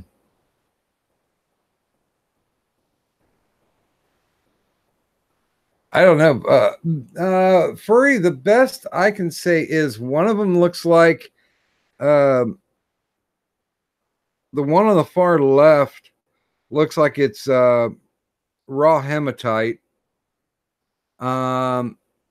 The one in the middle, because it looks like it's got a blue flash on it, looks like labradorite. That blue one, that's going to be tricky. Technically, that could be turquoise. And the other one looks like unrefined copper. So, I did the guess. How close was I, Lysis, from left to right? What are those pieces? Oh, there's no light shining through this one. Huh. There's a light shining through me bum. There's no light shining through the yellow orb that I have. Because I'm trying to measure it.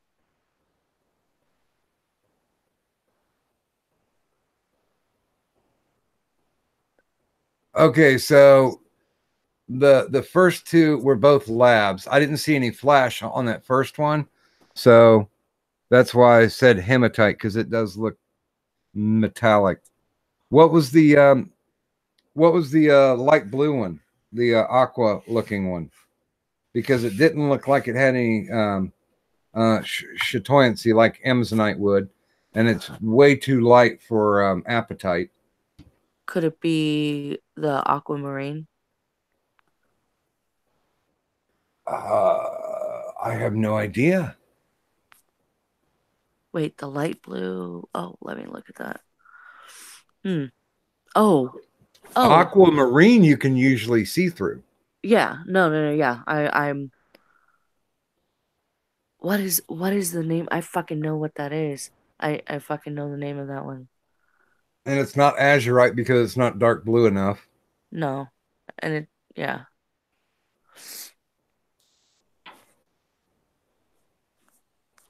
I have something that you would probably groove on. That, well, let's see. I think I have to pull it from my phone. It's something that only exists one place in the world, and it's called Enchanted Forest Petrified Wood. And it's essentially crystallized petrified wood, and it's solid black. And it only exists in one area.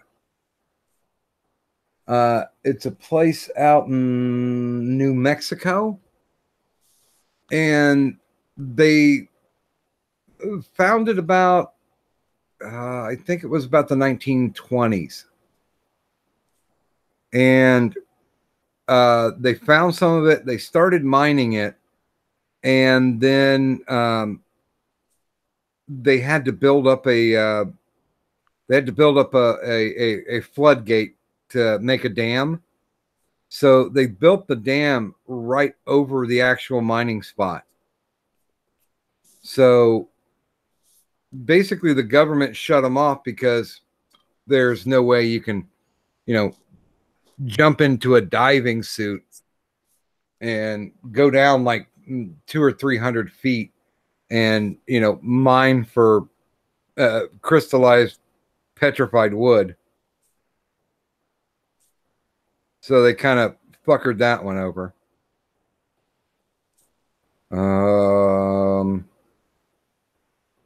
But I'll show this and then I'll stop because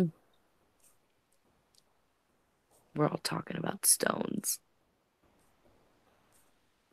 Hey, like being low. Hey, like being stoned.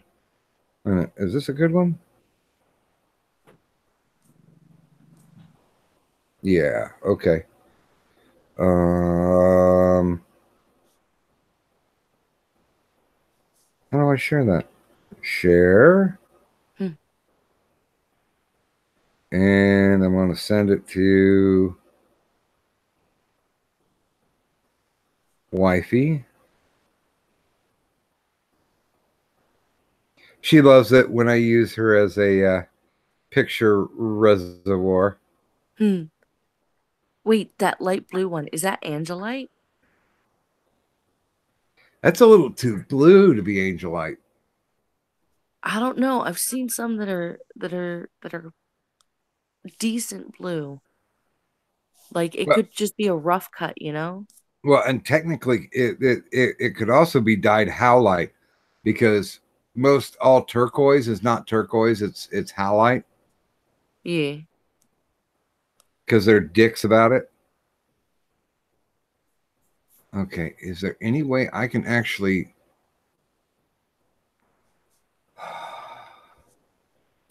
I think I might be able to upload it as a file. God damn it.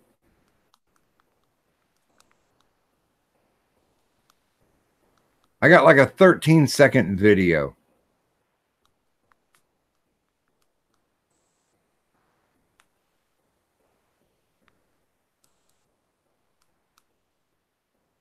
I'm Boomer. God damn it. Okay, well, I'm just gonna. You really can't tell that well.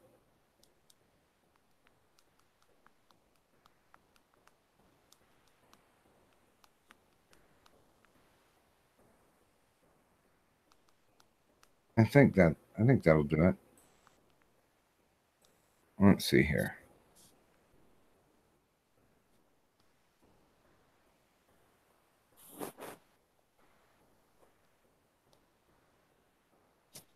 Really? That's the way you want to play this? Okay.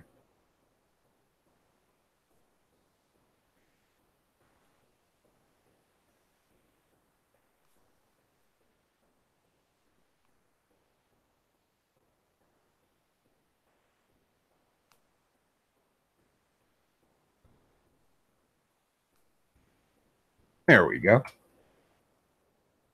Yay! Hey, Mr. Boomer, can you take for fucking ever to post a picture? Why, yes, I can, son.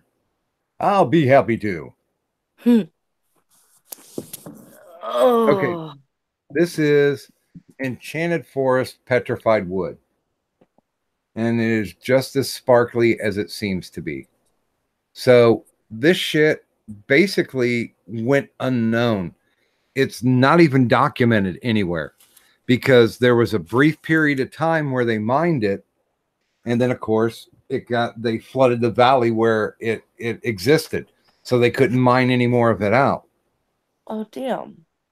Well, one of the guys who buys estate collections bought a whole bunch of boxes of shit, and then he opened it up and found out that one box had nothing in it but Enchanted Forest. And you can better believe I bought like a dozen pieces, and I've actually given out like half of them as presents. I can't tell you how much that I actually paid for them, but they were not cheap. No. But nobody else knows this shit exists, so they didn't have a value on it. So I think they undervalued what they had. Because I got a piece of what's called bogwood, which looks just like the Enchanted Forest. But bogwood, which is commonly found in Germany, it literally is petrified wood from a bog, and it crystallized, but that is turd brown. So, you know, shiny crystals on a piece of petrified turd is definitely not more attractive than what I posted up. Now I'm going to take a picture of one of my prides and joys.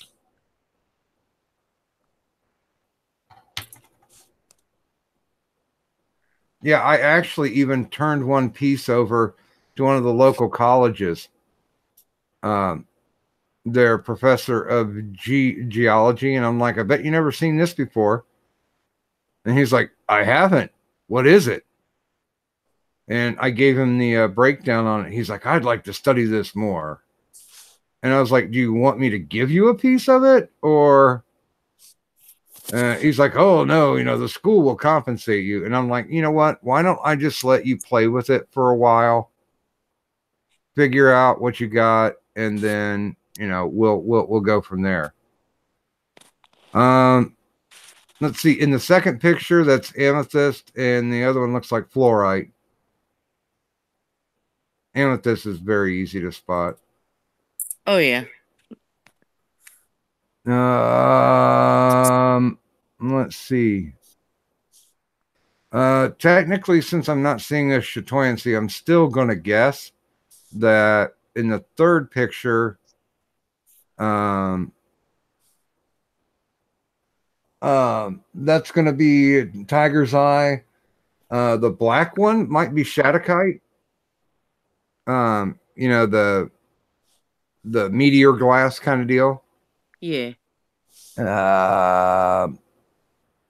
Well, I know that's a yeah. I know that's a quartz formation, but I don't know what it's formed on. The little colorful piece down the bottom looks like bismuth. The blue stripe is definitely kyanite. I've got all the colors of the kyanite. I think they're pretty cool. Let's see. And on the last picture, that's desert rose. Lab, I don't know what the lab's sitting on, and the other two pieces are a little bit too obscured for me. But and then the thing on the far right is a dental impression. I'm almost positive of that one. So I see, there's that one, and then where's... Oh, I have so many fucking stones, dude. Oh, I've got some cool shit. I've got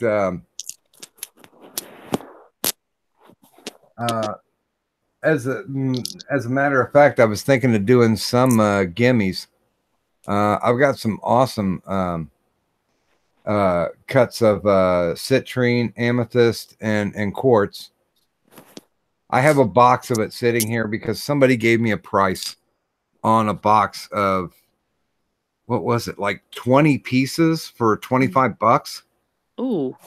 And they're the kind that would sit in the palm of your hand. It's not just like a little chunk. Yeah.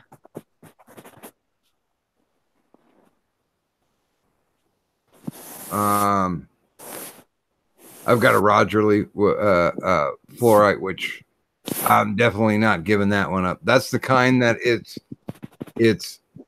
it's green in regular room light. Then when you put it under sunlight, it turns blue.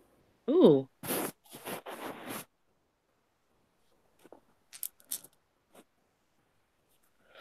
Yeah, I have a piece of like pure citrine, and then I have fuck, what was the name of this black? It's like a jet black. It looks like a black version of selenite. Black version of selenite? Tourmaline. It's Oh, tourmaline. okay. Yeah.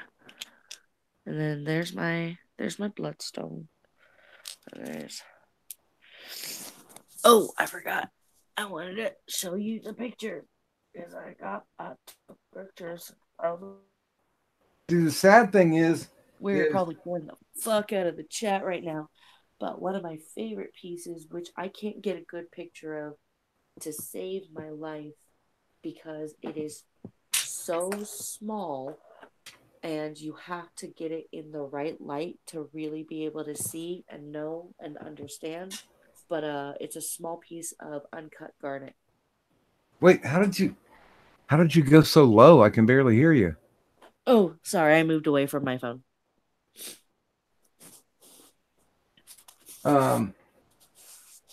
But yeah, I have a small piece of uncut garnet. Uncut what? Garnet. Oh, okay. Yeah. I've got a couple of garnets with record keepers on them, but you know they're not gem quality grade. You know, most things that have record keepers on them never do. That qualify for something you would make into an actual stone to put into jewelry. God,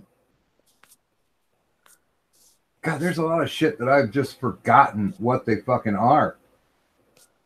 I really should have written them down. My pride and joy still is I had somebody cut me. I bought a slab of dumortierite, and where it was mined, it's really weird because most dumortierite's just flat and blue. This one is like a grayish blue, but when you put it under black light, it glows 4 different colors. Ooh. It glows a red, a pink, a yellow, and an orange. I love shit that glows in the dark. I think that's just so cool of how nature can create something like that. You know, and it takes man a long, long time to figure it out. Oh, have a good day, everyday man. Later, everyday man. Oh, okay, there we go. Wait, you're not posted yet. Post, you son of a bitch. I think we're starting to bore the fans into the ground. Yeah, more than likely. And but you know, it's a ramble stream, so you get what you get. Like, I would apologize if I were sorry. Well, I'll do this since I don't have my Streamlabs set up. I'll go take a look just to see if anybody has graced my alcoholism.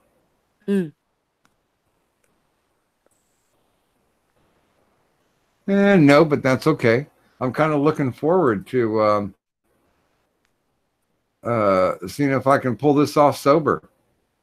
I think you can. Yeah, I know, but I love to cut the edge of it. I really am looking forward to talking to Joker, though. I mean, he and I have had many conversations, BTS. Mm-hmm. And it's he and I kind of share a common background, or at least we kind of came up kind of the same way. I mean, I was a little more ghetto, but I don't think that's anything to be proud of, nor something you would lord over someone's head. Yeah, no. But yeah, I mean, and he's looking forward to it too, because I'm like, the first conversation that I had with him about bringing him on, I'm like, listen, dude, you know, I want this to be a time where you relax and you can talk about yourself and talk about your life, you know, without doing any doxing, and you know, you don't have to put on the face paint and clown. And I mean, because that's his bread and butter. But I really want people to get to know the guy that makes Killing Joke work. I don't know. Does that sound too highfalutin of me? No. It's actually kind of a really cool sentiment that you actually want to get to that point with people, you know? Like you're not gonna treat them as just the personality or their personas. You're gonna treat them as people, and you want to talk to them as people. Well, yeah, it's like when I had Johnny Mac on. At no time did I ask him to do an AP impersonation, or to go do an AP rant or anything.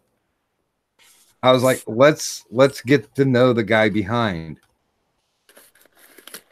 you know, because I think you know, AP, especially with his fan base, is people are very well versed in that character's lore,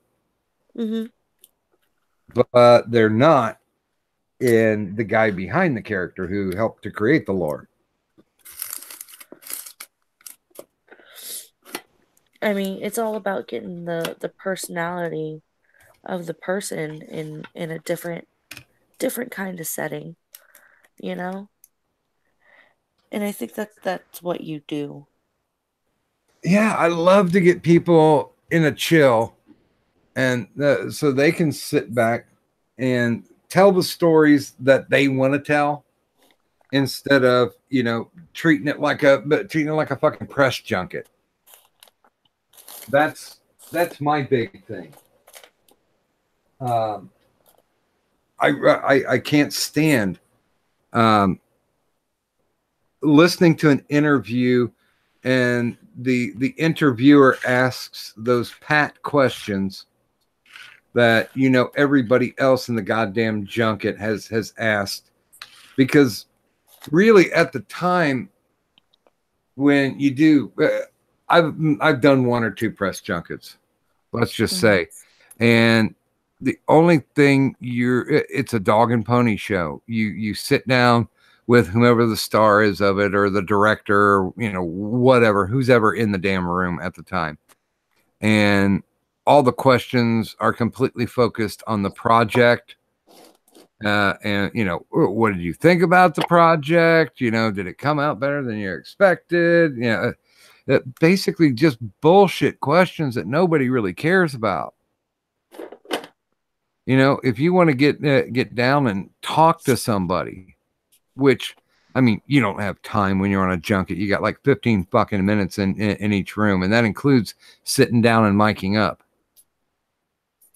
I never had that issue because I was written press. So, but yeah, I mean, 15 minutes is definitely not a decent amount of time to get to know somebody, or to find that little gem. One of my first articles that that got published in a magazine was a article I did with Sonny Langham.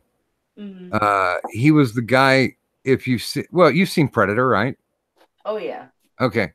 The original Predator, he was the Indian. Oh, okay. Big guy too. Big motherfucker. That's one of the reasons why you usually saw it staggered. You never saw Schwarzenegger and him standing next to each other because he would dwarf Schwarzenegger. So, they had him, set back or over and away.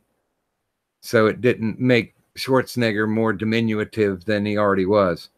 But there was an old rumor going around about how where they were in Mexico that they had to have bodyguards because they were afraid of the cartel. And I talked to him about that, and he's like, you know what? That's interesting. That's been going around as a rumor for a long time. And you're the first person who's ever asked me about that. And he went in and told me the complete story. And the story was something totally opposite of what everybody had presumed.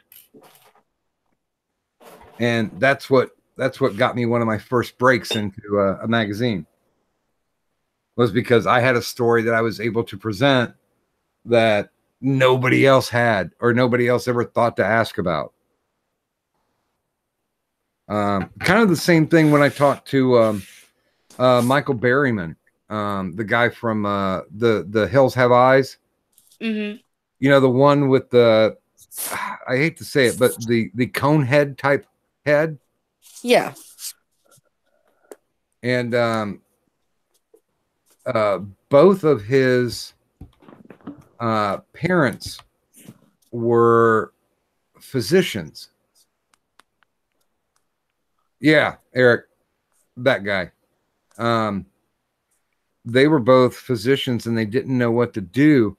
And he would really talk candidly about how he always thought he was an embarrassment to them. That these highly intellectual people with highly intellectual jobs had a son that looked retarded, and they had to defend every year when they would when he would start a new school. They would try to put him in special classes. And Michael Berryman's a smart motherfucker. He's a very smart guy. But his parents had to consistently defend and say, listen, just because he looks like that does not mean that he's retarded. And I mean, they had to fight that. And finally, when he got a part in a movie, because he looked so different, so odd, he thought, well, that was the point where my parents were finally proud of me, because I'm doing something with my life. Oh. And they were proud of him. They were glad that he could take something that was a disability and bankroll it into money. Now, granted, he even said this to me. He's like, I'm really not that good of an actor, but I've got the look. I've got a look that's unique, and I'm going to ride that all the way to the bank.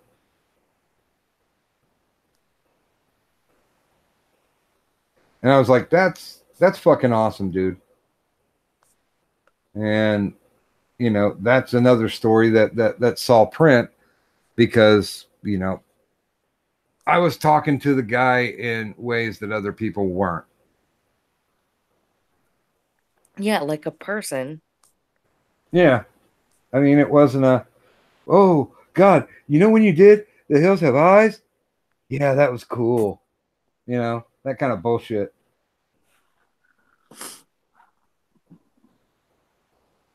That's why I'm always a fan at trying to find trying to find a unique angle, not a gotcha moment, not a TMZ story.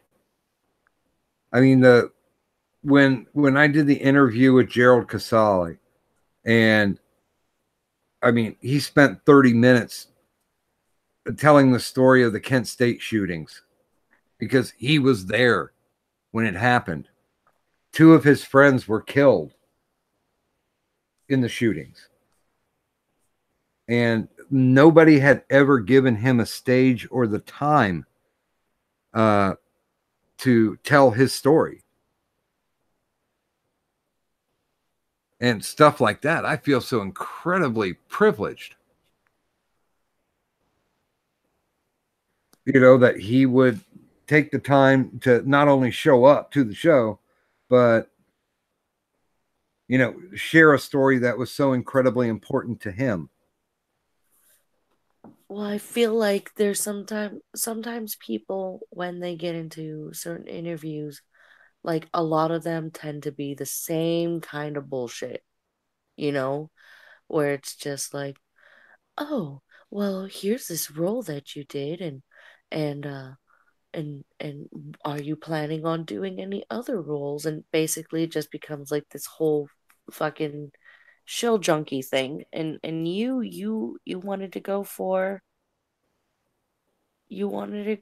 who he is, and maybe he was waiting to be asked that question, because sometimes that's all somebody needs, is to be asked that question.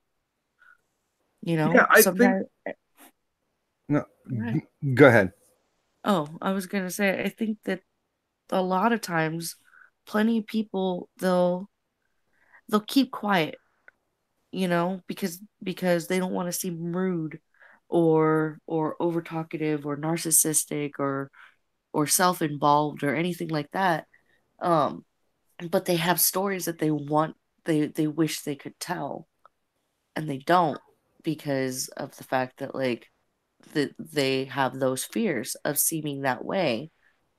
And to get to talk to them as an actual person can really help relieve that, you know. And so, like, I think you did something really special for him too. Well, I kind of, I mean, I'll be honest with you. If my show never grows any bigger than it is now, I'll be fine with that, because I kind of think it's like an oasis, Mm-hmm. you know, where people can stop, let their hair drown, and refresh themselves. Yeah, that's, and you know, I get some inside info with some of the IRLs that I talk with, but by and large, it's just all about, well, what's your story? I want to hear your story. And, you know, I think I get them most of the time. I mean, there's only been 2 so far out of the, when I'm coming up on 22 episodes. There's only been 2 so far. So, you know, less than 10% that have been like feeling like they didn't want to be there, and or it wasn't worth their time. I don't know. I don't know what the deal was with them. I treated them like everybody else, but it just seemed like they really didn't want to be there. And you know, I'm not going to say who, but usually if you don't have a lot to go with, or you're not getting a lot of give and take, then it tends to be a shorter interview. Yeah. That's the best hints that I can actually give. I mean, if you don't have like a general idea as to what you want to, you know, learn about them, or you don't, if you don't listen, like, it winds up being short because it winds up being too one-sided. Yeah, I mean, you know, when you're doing an interview, you're talking to the number one resource for your guest, because the guest knows more about themselves than anybody else. You can be the biggest super fan in the world and they'll still know more than you. Mm. And, you know, I kind of bounce with that. I like that. I like going to the source, sitting back, chilling, having a decent conversation, one human being to another. Because, you know, I've already made it clear that I really hate the social breakdown that's happening right now, where people just simply don't talk. Yeah, they just scream. I'm gonna have to go get some water. I should be right back. No worries. So you got the reins. Uh-oh. Uh-oh. Okay. All right. Okay, so I'm sorry, everybody. Like, I really apologize. Radio interviews are fun sometimes. Yeah, no, I can agree with that, Eric Folmes. Sometimes they're better than like some of the TV interviews, like mostly because you really have to listen. Because with TV interviews, like the interviews that you see on TV, you get to, you can read some of the body language and facial expressions and all of that. But with radio interviews, like it's just purely about listening, and whether it be listening to like um both the interviewer and interviewee, you know? And sometimes it's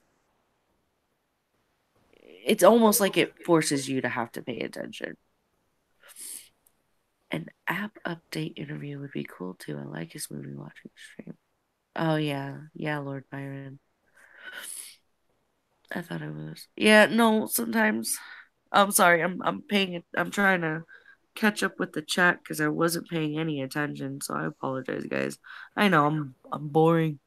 Uh, but I'm trying. I really am.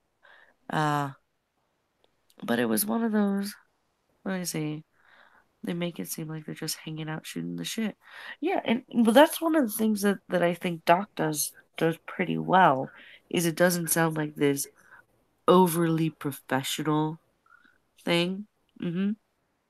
It's just like kind of a chill, like he really does show this sense of curiosity.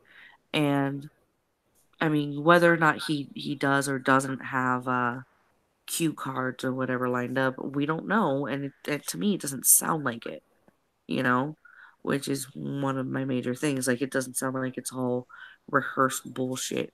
Like, it sounds a hell of a lot more relaxed and a lot more natural, which, I think is another aspect which can get people to go ahead and just chill and be able to open up, because you have that atmosphere. It's not having to sit there with this sense of business about you, you know. And I noticed that in a lot of the TV interviews that I've seen, mind you, I haven't seen a whole lot of them, but out of the ones that I have seen, it's always felt like very business, or like too try hard to attempt to be more relaxed, when it's obvious that they got fucking like little cue cards and shit with prepared statements or prepared questions, and it's all business aspect versus like, hey, so you're a person, and I would like to get to know more of your thoughts and feelings as a person, about a variety of different things, instead of it being just like, oh, hey, you did a movie or you did a song or whatever. Let's talk about more plans. Or I'm going to bring up the fact that you have a family, and how does your family feel about you, doing a movie and doing a song, and do, you know, like, are they happy with that movie or that song? Like, it's it's all too pluggy for me. But I don't know. I've always had slightly altered taste, I guess. is the main issue. Let me see. Or when you see the same actor on 3 different channels saying the same thing over and over, because yeah, exactly, because all the questions tend to be the same in some form or respect. Like they always wind up being like the same kind of bullshit where it's pluggy and you don't really get a sense as to who the actor really is other than hi, I did this movie, there you go. And here's more movies that I'm hoping to work on, and working with this person on this movie was interesting or whatever. Like it's always the same kind of fucking questions and it's always the same kind of fucking answers because, those kinds of interviews aren't about the people. They get a prep sheet. Yeah. Yeah, you get what's called an EPK, Mm-hmm. an electronic press kit. And back in the day, they used to have like a VHS, which had like scenes you could use to cut in if you're from a TV station. Well, that's kind of a lot different now, but you've got like DVDs that are set up with like, here's a clip that's approved that you can show on your show. And then they usually have additional materials, readables, and then usually some type of cutesy gimmick to go with it to help sell the movie. Like for Fight Club, they had an EPK tape. They also had a Fernie catalog. I don't know. Have you ever seen the movie? Oh yeah. Okay. Oh yeah, I remember that. Where he's walking through his apartment and it's pointing out, the furniture like it's from a catalog. Yep. Well, they had a little it was like 10 or 12 page Fernie catalog that came with the EPK of shit that was like in his apartment and shit you could buy. It was set up like an actual purchase catalog. And they also had a bar of soap that said Fight Club on it. Yeah, it was like the one that they had for the movie poster or the DVD cover too. I remember because I wanted one. Yeah. The shit thing was anytime I did a junk, let's just say that I only did a couple. And the ones that I did, I ended up having to turn the EPK over to whomever I was working for at the time. And it's funny because a guy that I met down the line, I was like, yeah, man, too bad I'm going to have to give this, to the boss. And he was like, dude, your boss doesn't know any different. Tell him you didn't get an EPK. Huh. He's like, you're fucking print media. You don't even need an EPK.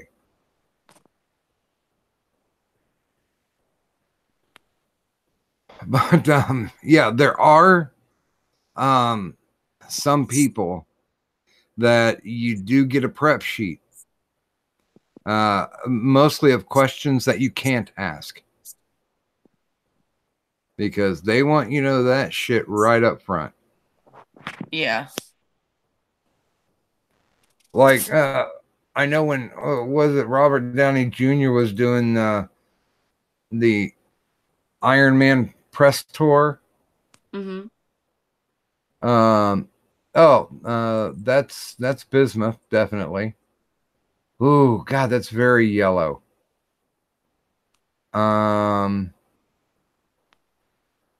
Shit. Doc, are we getting into stones again? I was just looking at it because I was checking my Twitter. Yeah. God damn it, I know what that is. My mind is at a complete fucking blank. It may surprise you. You're looking at the ones I posted, right? Yeah. I'm thinking that's poison. God What damn do it, I you- can't think of it. It's yellow, but ah, I'm trying to think of what it is, but I think it's a poison, like crystallized arsenic. God damn it, I can't think of. Please tell me. Sulfur. Sulfur. Thank you. It's poisonous. Okay. Yeah. Yeah, it is. Sulfur glows in the dark too. I've got a piece of it around here. You know what? I should take a picture of my actual table that I have all the rocks set up on. Matter of fact, somebody just sent me a piece of. Have you ever seen petroleum quartz? No. No, I can't say that I have. Petroleum quartz is basically quartz, but it formed in a place that was rich with oil or petroleum. Yeah. And so it formulated and caused it captured the petroleum inside the crystal. And petroleum, of course, is fluorescent. So what are they calling them now? Pachymeres, because they're real clear crystals, kind of like Herkimer's. Mm-hmm. But they call it a pachymer because it's got the petroleum inclusion in it. Really cool shit. I've got a few pieces of that too. It's quite awesome. Now, I've never gotten bismuth just because of the fact that, well, you know, they do the titanium coating on the bismuth to make it multicolored, because real bismuth is just silver. Yeah. But I'm not saying that I dislike shit that isn't man-made or have a little difference to it. Like I said, goldstone is one of my favorites, and I'm still looking for a purple goldstone sphere. So if you ever run across one of those, let me know. Until then, I'm just going to have to deal with a big sparkly ball of lepidolite.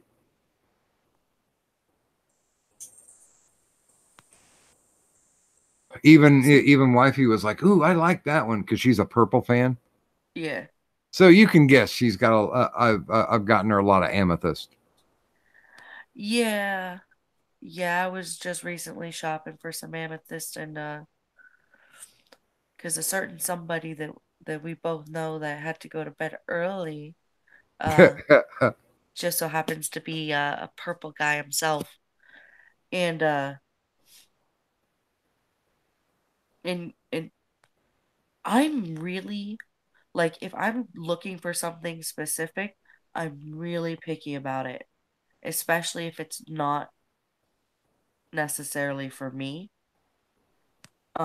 Because like I'm not gonna get something that's Well, for somebody else that I don't think is up to par, you know? well, and not to be all hippie about it, but I'm gonna guess that you do the.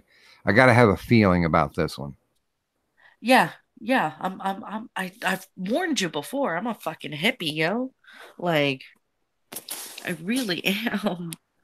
And I do have to have, like, the ones that I have, you know, they were, I was just like, huh, okay, yeah, yeah. Like, I wasn't even necessarily shopping for anything in particular. I was just at this I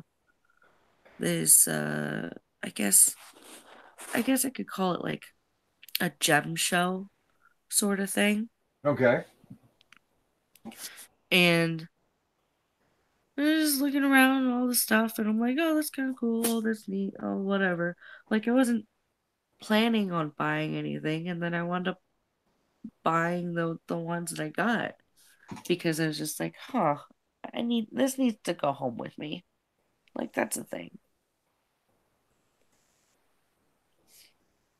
Well, I'm not gonna say buying rocks is a personal experience, but I personally think that yeah, I mean it's got to appeal to you. It's got to attract you in some way. I mean, I think it's also pretty much kind of like you know, people who attract you. Mm-hmm. Okay, I want to take a picture of this because I think you'll appreciate this one. I Is swear it to something God, super hippy dippy? it's it's a very interesting piece, and it's funny because you've seen my yeah you've seen my Facebook shit. Um, Yeah. uh, the on my banner I have a big huge piece of stibnite, and people are just like, "What the fuck is that? That's awesome!" Like that's stibnite.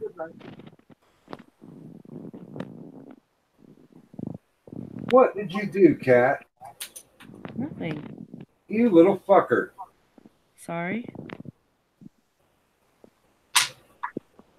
Ah, I hate my cat.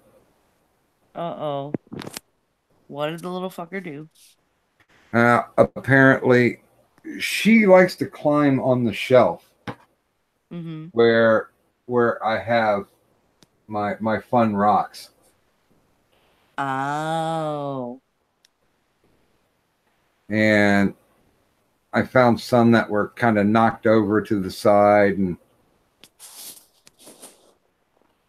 I'm not incredibly anal about the positioning, but it does irritate me. Have you ever seen Princess Mononoke?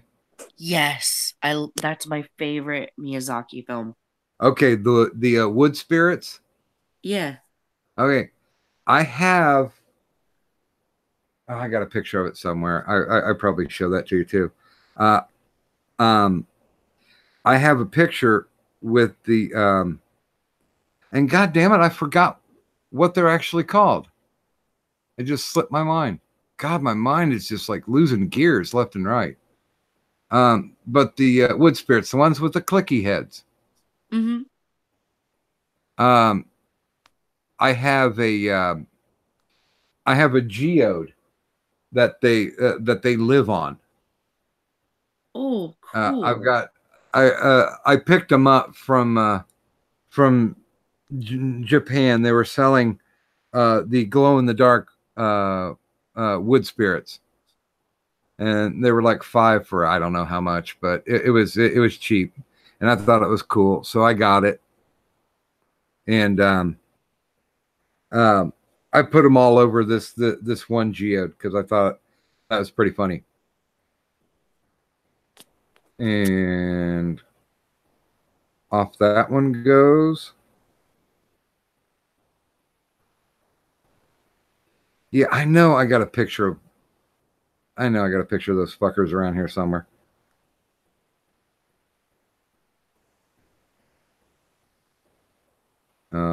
No, that's not it. That's not it. I wonder if I'll be able to find it. Scrolling through pictures right now. Mm-hmm. Yeah, there's some Hi, Numbskull. oh, there it is. Cool. And good morning, Numbskull.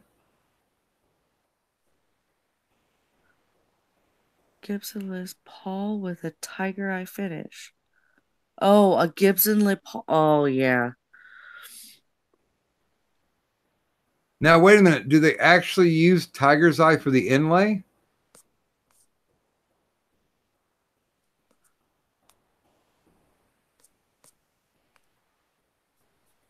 Now I know that they're like really picky.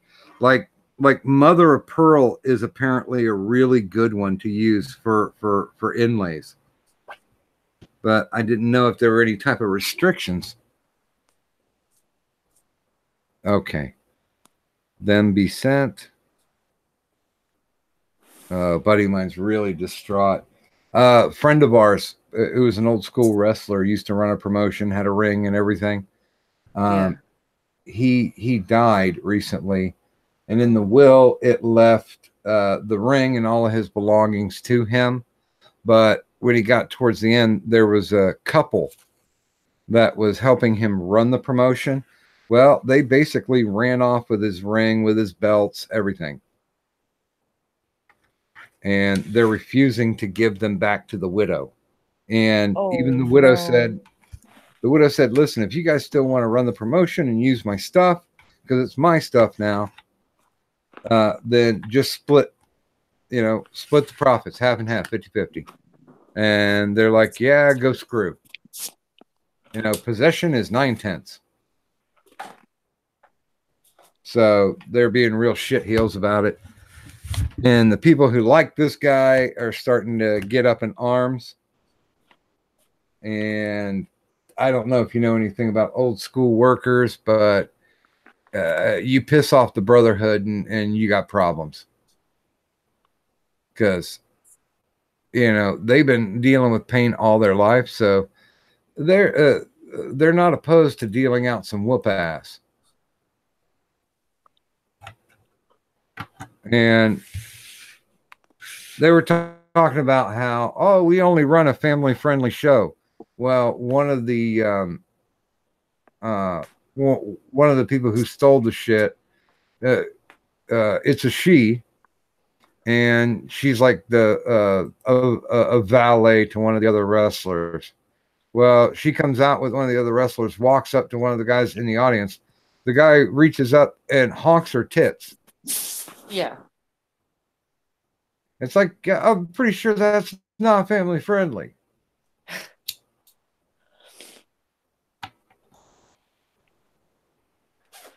Now, okay, well, let's do this one first because it's so cute.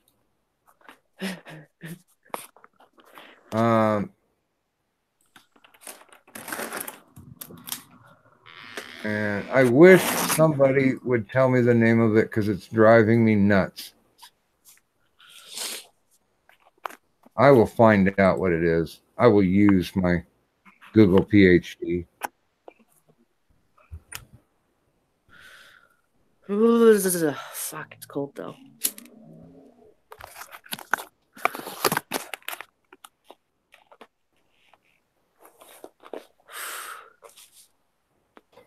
Kodama! Yay! My brain feels much better now. So, yeah, if you take a look on Detwatters, there's the Kodama hanging out on that geode. Oh, okay.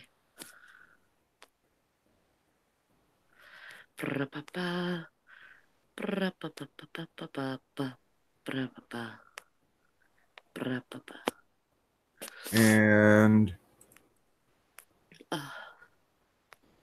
this is a picture of a material that they call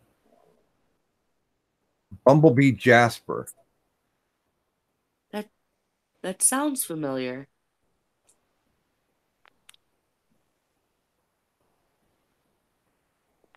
It has a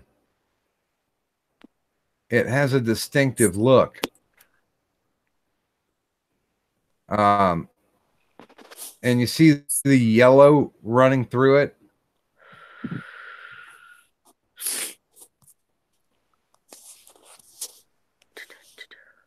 It's a nice, vibrant yellow. Yeah. That's arsenic. Oh. And your eyes aren't deceiving you. It's grooved all the way across. Mm-hmm. Because a buddy of mine was making slabs out of it. And he was cutting one whole piece, and you can see where the saw blades end, and then he cut it straight off. Yeah. for the slabs. And I'm like, well, what are you doing with the end piece? He's like, what do you mean? It's a throwaway. And I was like, fucking give that to me. I'm like, I thought that's cool as shit. Yeah, that shit's fucking tight, yo. damn, nature, you cool. But yeah, do you like the Kodama hanging out? Yeah. They're cute. It was so funny when wifey saw it. She's like, "Oh, I want one now." I was like, "Once again, you cannot have mine." That's why if I buy something that I really like, I think that she's gonna really like, I will buy her one of them. Like I bought the Lepidolite, and I'm like, she's gonna want one of these, so I bought her a sphere. And it's so funny because the one that I liked is the one that she liked, and I'm in a 10-year partnership now, so she gets first pick. Yep. So both of them are cool. It's just hers is cool. It's a lot darker and a lot sparklier. Or a lot lighter and a lot sparklier. Eric, I can't disagree. I've seen all the major promotions, and I saw ECW. God, they were in town for 2 pay-per-views and 2 house shows. Oh, and a TV taping, and I saw every one that they did. I was never bored by ECW. Walk in to get my coffee and smokes as usual. Yep. That's not a bad thing. No, I'm having a cigarette right now.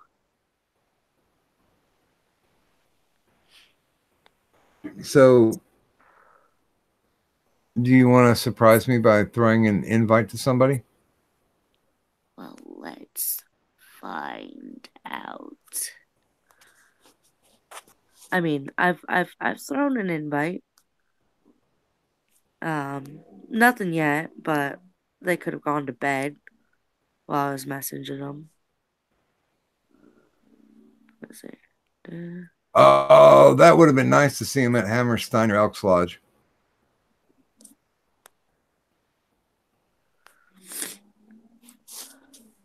We were going to make the trip down to Swanson and Rittner to go see him at the ECW arena, but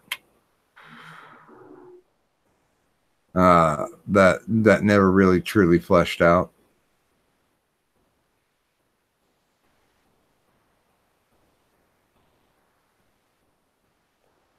Yeah, Paul's a pretty funny guy. I never really actually got the chance to talk to him, but ECW really was very incredibly accessible.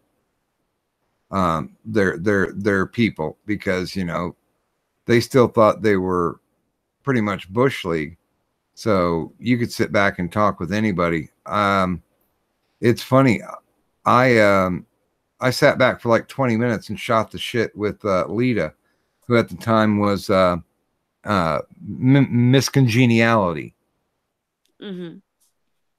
And she was a sweetheart. And then came back. I saw her like 3 or 4 years later at the Pillman show. And I took a picture with her and Edge and Christian. And both of them remembered me. Edge and Christian remembered me because I bought them drinks at the bar and listened to them while they made fun of Rocky Maivia, because at the time he had this babyface gimmick that was just shit. It was dog shit. And they sat back and they were just burning him left and right. And I had made one offhand comment that made them laugh, so they remembered me.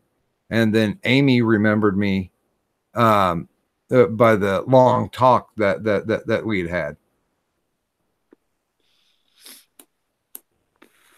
But yeah, I mean, there's a lot of there was a lot of good people in wrestling.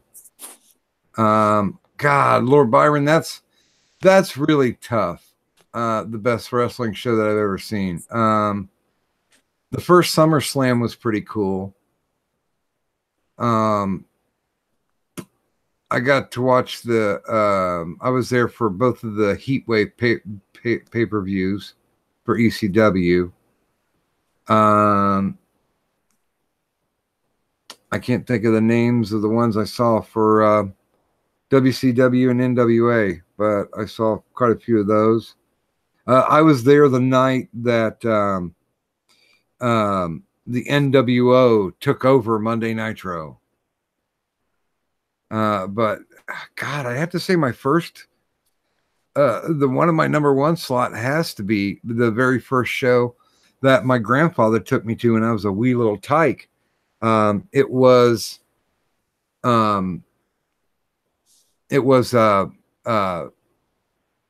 well, I guess back in the day, I don't know. Kadant, how much do you know about wrestling?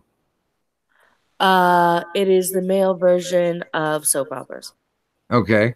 Well, back in the day, they had them set up into territories where, okay, you get Massachusetts. Okay, great. And you get Indiana. Well, NWA and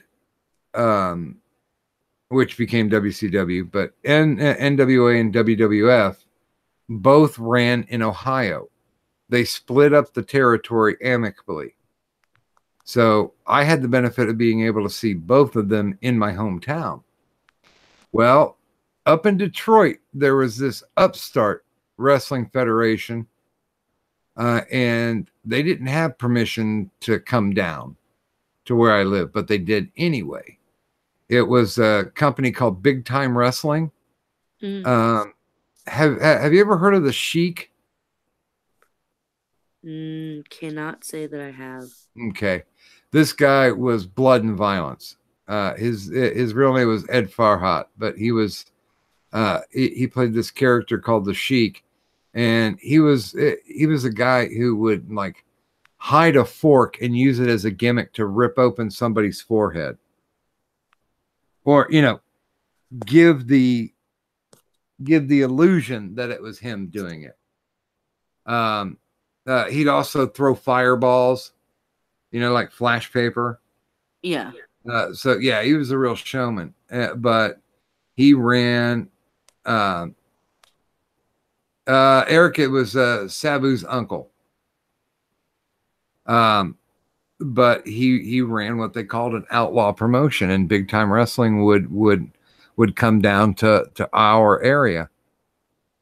And my very first show, I think it was maybe 7. Mm-hmm. And I was blown away. I was blown away by the spectacle. And yeah,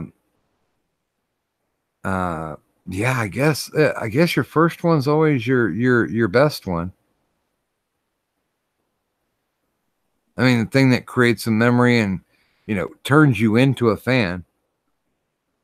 And I can't tell you all who was on that card, but they were all what you would call solid workers. Mm-hmm.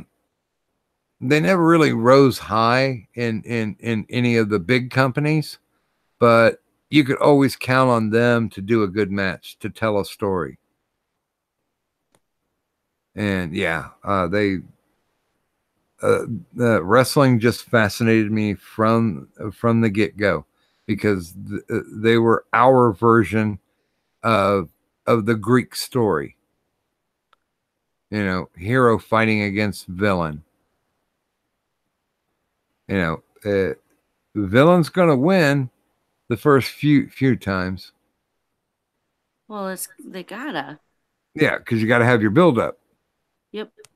To the what's it? The redemption.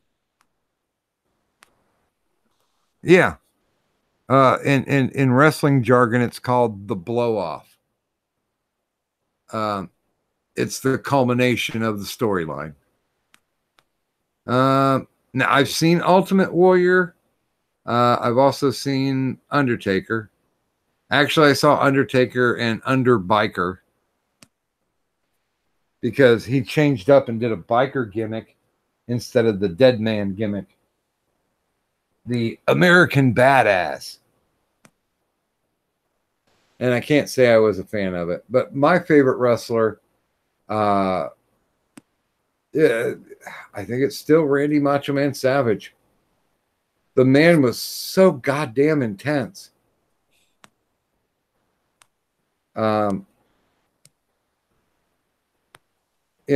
he would jump off the ground 6 feet if he heard a mouse fart. Oh, really? Oh yeah, he was the kind of guy who literally wanted to talk over every single spot in a match. And there were some guys who were like, "Listen, man, we're going to do a marathon match. We're going to go an hour long. There's no way that we can plan the whole damn match. Let's just do certain spots, and then we'll call the rest in the ring." And yeah, Randy was kind of a stickler for that. I've had beers with Stone Cold, Eric, and yeah, he is a chill motherfucker. My in with him is because everybody's sitting there talking about Stone Cold 316, blah blah blah, this and that. When I walked up to him, there was nobody around him. And he doesn't drink Steve Weisers. He drinks Coronas with the lime. He had probably had about a dozen lined up, empties, and I was like, "Hey, can I get you a beer?"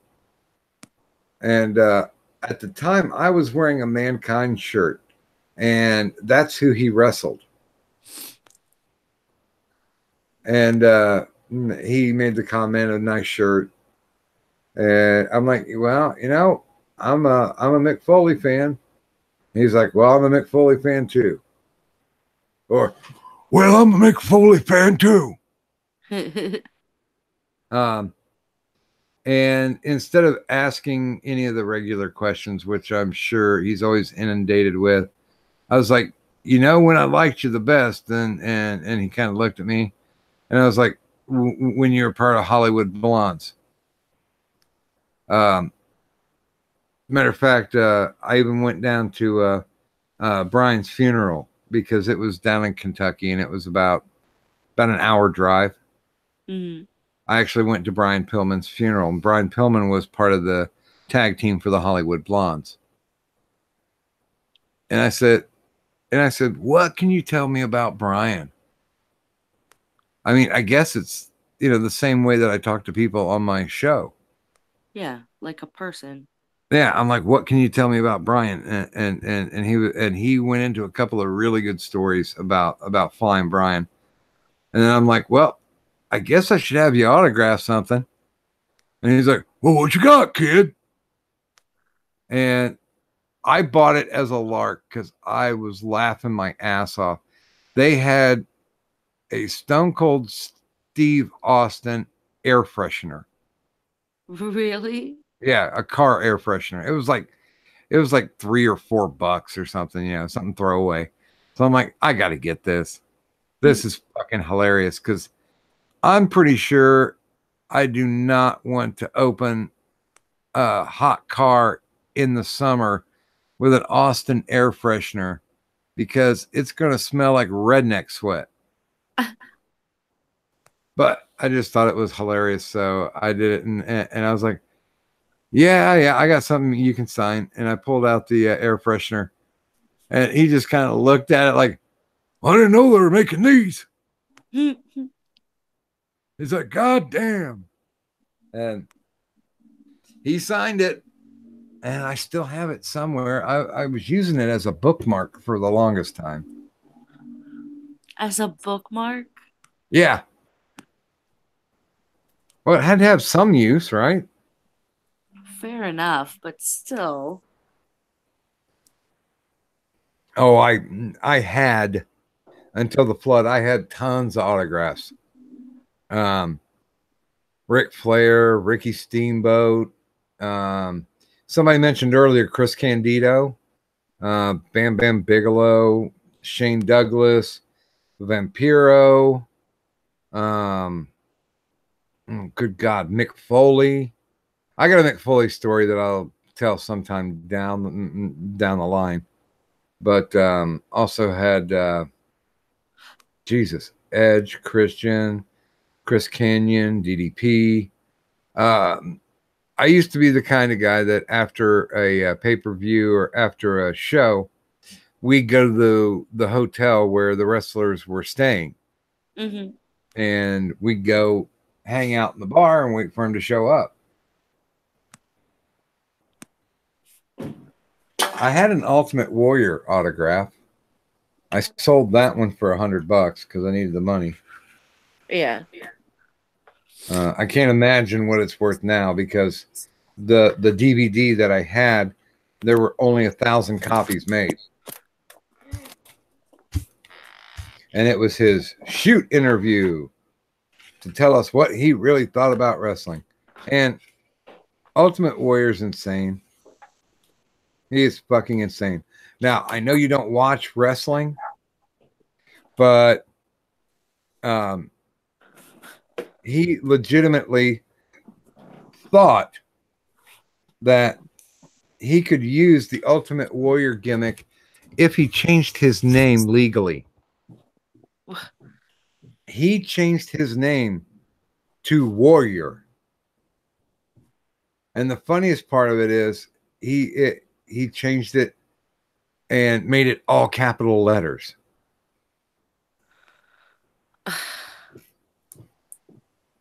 Yeah. That's not how this works. Yeah. Did anybody tell him that that's not how any of this works? Yeah. Well, he's a dumbass. Or he was a dumbass because he's dead now.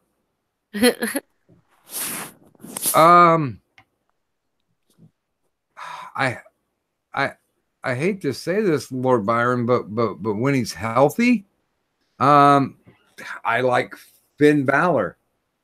I like Dean Ambrose.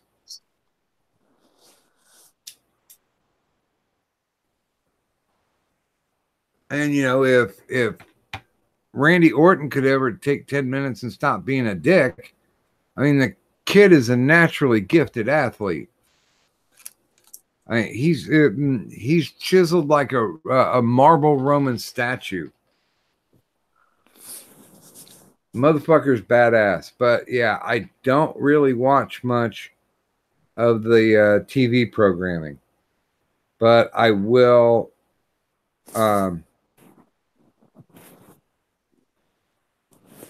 Well, I liked Finn Balor more as the Prince. If you ever followed any of the Bullet Club stuff over in New Japan. Yeah, hey, Kadant, what did you think about that ant sculpture? Oh, that was tight. Holy fuck. I want to try that, but where I live, the only ants that we have are black ants.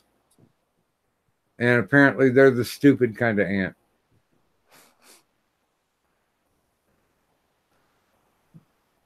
But yeah, I think the coolest part would be you know, doing it yourself, not going to go buy it. And listening to the little ant screams as you pour it in. Do they scream though? I hope so. It's dark. It's dark. Ants are fuckers, man. I swear to God. No, yeah, they're really annoying as shit. I mean, they're you know, they're not as bad as roaches, but I've never seen a roach nest where you could pour aluminum into it. You know. Uh-oh. Is it just me, or are you roboting? Am I? I heard you robot just then. Oh. Well, do I sound any better now?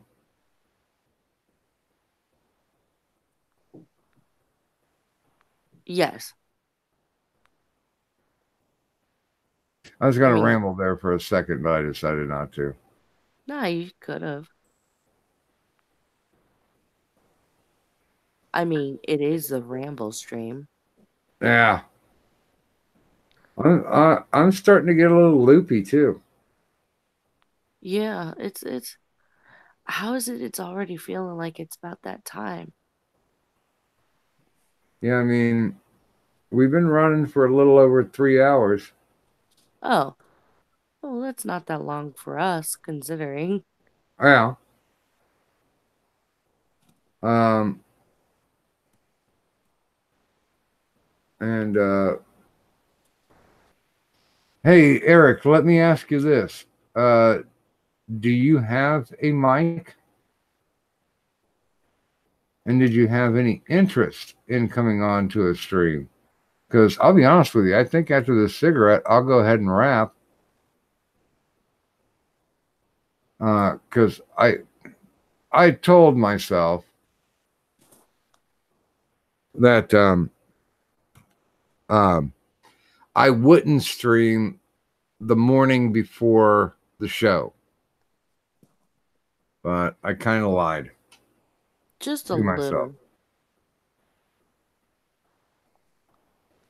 Well, at least, I didn't actually make a promise. I'm like, here's what I want to do. Mm-hmm. Didn't happen. It's just a little white lie, you fine doc. Oh, well. I knew what I was saying. I wasn't going to be able to hold up to it, so I guess that's why I didn't promise. Mhm. Well, I tell you what, Eric. Next time we get running back on and you're around, we will bring you on. Yeah. Yeah, I don't think I've ever heard her talk. Well, Although that's not surprising. I haven't heard a lot of people talk. well, I would think this stream is definitely a place to get your feet wet. Yeah. Let's see here. Like holy fuck nuggets though. Like how is it like why are we 'cause I can tell you're kind of fading and I know I'm fading. Yeah, it was a bad sleep last night. Yeah, I feel that one.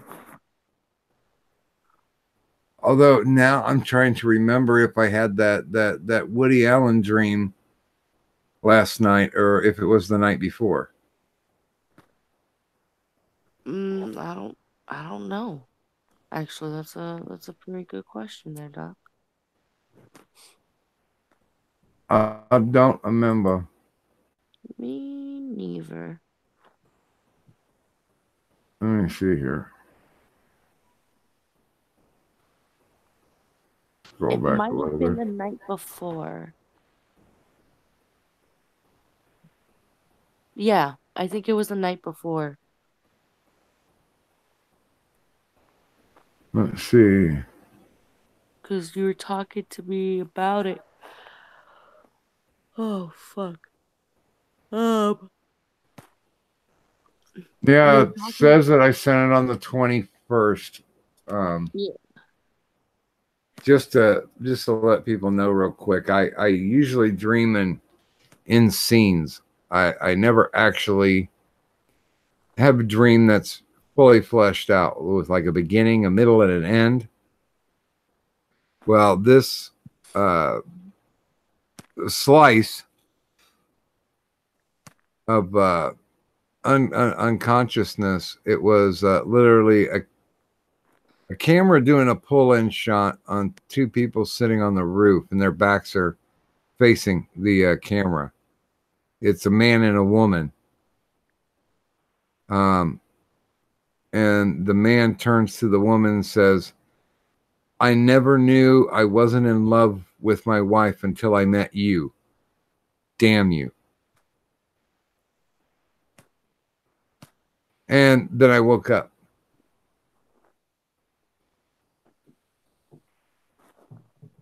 That was it. No retort, no rebuttal, nothing. It seemed like there's probably an interesting story there, but I have no fucking clue because I came in late. Yeah. It's like you got in right at the end of the movie kind of thing. Yeah, and I've rarely had a rebroadcast of anything.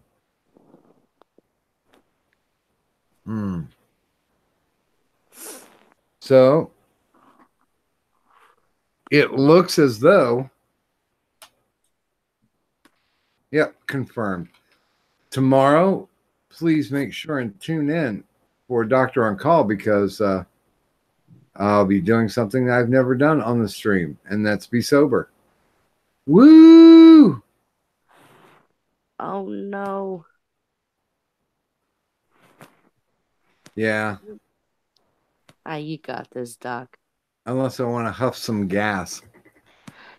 You got this sober, Doc. I have faith in you. Eric, we use Google Hangout.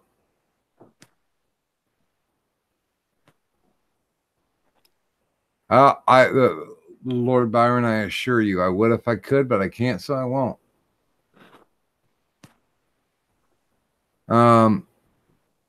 So yeah, are you ready to drop links? I mean, if you're talking about the Hangout link I had. No, I mean to cash out because yes, you are correct. I am sleepy. Yeah, no, I don't got anything. I'm on Doc Griffin's. There we go. You guys already are well versed in these Insomniac Ramble streams. Oh, it's 5 a.m. for you. Yeah. Yeah. Yeah, that's kind of a thing. Yeah, I was up at 10 and Ooh. I purposely tried to do things to wear me out today. Not really difficult task considering. Mm-hmm. You know, when you're a strokey little bitch, it's pretty easy to wear yourself out. Oh, wait. I know a couple of links I can, let's see. On Wednesdays, I'm usually on there. There were a couple of there's been a couple times where I was fucking what's the word? Where I'd been on here, and then who am I shilling today? Who do I want to shill aside from the people I just delete that? Let's see. Shilling like a villain. Oh yeah, no, I'm kind of a shill bot. Like that's one of my things. So if one of the people that whenever I do finally catch his fucking streams is Diamonus Anubis. He just plays video games. It's pretty cool because he usually plays some really fun video games. And then let me see. One of my favorite people, she's not making content yet. But hold on. Da-da. But she does just so happen to be on the Twitters, and I'm pretty sure y'all have heard her at least once or twice or 3 times on here. And that's Muffin Button. And so that's her link. So go and follow her. Our lovely little Muffin Button. Yeah. If you don't already follow and love and adore Muffin, then you need to learn. Yeah, she's a sweetie. I sent out a link to her, but you're probably right. She was probably in nap time. Well, she's either in nap time or in postcoital bliss. Well, both of those are pretty good. Yep. I mean, if it's one or the other, I'd rather have one than the other. But but yeah. Oh, and then one other twatter that I can do, because it pisses him off every single time I share anything of his, because he knows that that's me trying to make him make more content and stuff. Right there. So there we go. Uh I shilled 2 channels and 2 people. And that Very would be nice. Moonifest Destiny and Anti-Hero Broadcast. And then the 2 twatters were Muffin Button and of course Anti-Hero Cast, because I'm a cunt. And yeah, honestly, if you just click on my name, my channel will come up. If you haven't subbed, I certainly would appreciate it. It'll also have a bump link to get you to my Twitter. And if you feel like that I need to be drinking, stop by my Streamlabs and maybe drop a couple shekels if you'd like. Yeah, y'all need to donate to Doc. I mean, just drop like, drop a 20. Just drop a 20 to Doc, because he's good people and he's earned it. Hey, have a good morning, Michael. Later, Michael. And just to do a little bit of shillery for the Tuesday show, my main show, Doctor on Call. This week we are, well, as a matter of fact, tomorrow, 8 p.m. Eastern Standard Time, we'll be talking to The Killing Joke. And then for our Halloween edition, we'll be sitting down and talking to the man who created the Friday the 13th movie franchise, Sean Cunningham. On the 6th of November, we're starting off with a bang with B-movie director Jim Wynorski. And then on the 13th, we will be talking to former adult film actress Ginger Lynn Allen. So, yeah, we got an eclectic group coming up. And if you guys are a fan of Random Encounters, they're going to be on the 20th. If you're a fan of the No Sleep podcast, we'll be talking to its inventor, creator, facilitator, David Cummings, at the end of the month. So, got a lot of IRL, got a lot of YouTube e-celebs. Hopefully you'll stop in and join us, or tell some friends. Maybe even tell some family. What the hell? But I would like to make sure that we thank everybody who stopped by tonight. The Coon of Doom, Ichabod Orange. Big Daddy Coon. Oh, yeah. A Big Fat Brian. And, of course, Anti-Hero Broadcast. Mm-hmm. And, of course, there is my lovely and talented co-host. Her name is Kadant. That's me. And I'm Doc Griffin. So I wanted to make sure we're going a little earlier than we did. And so I want to say, once the sun does start coming up, I hope you all have a wonderful day. Hopefully productive. Hopefully work goes by without too much stress and strife. And well, as for me, I'm going to bed, fuckers. Good night. Bye.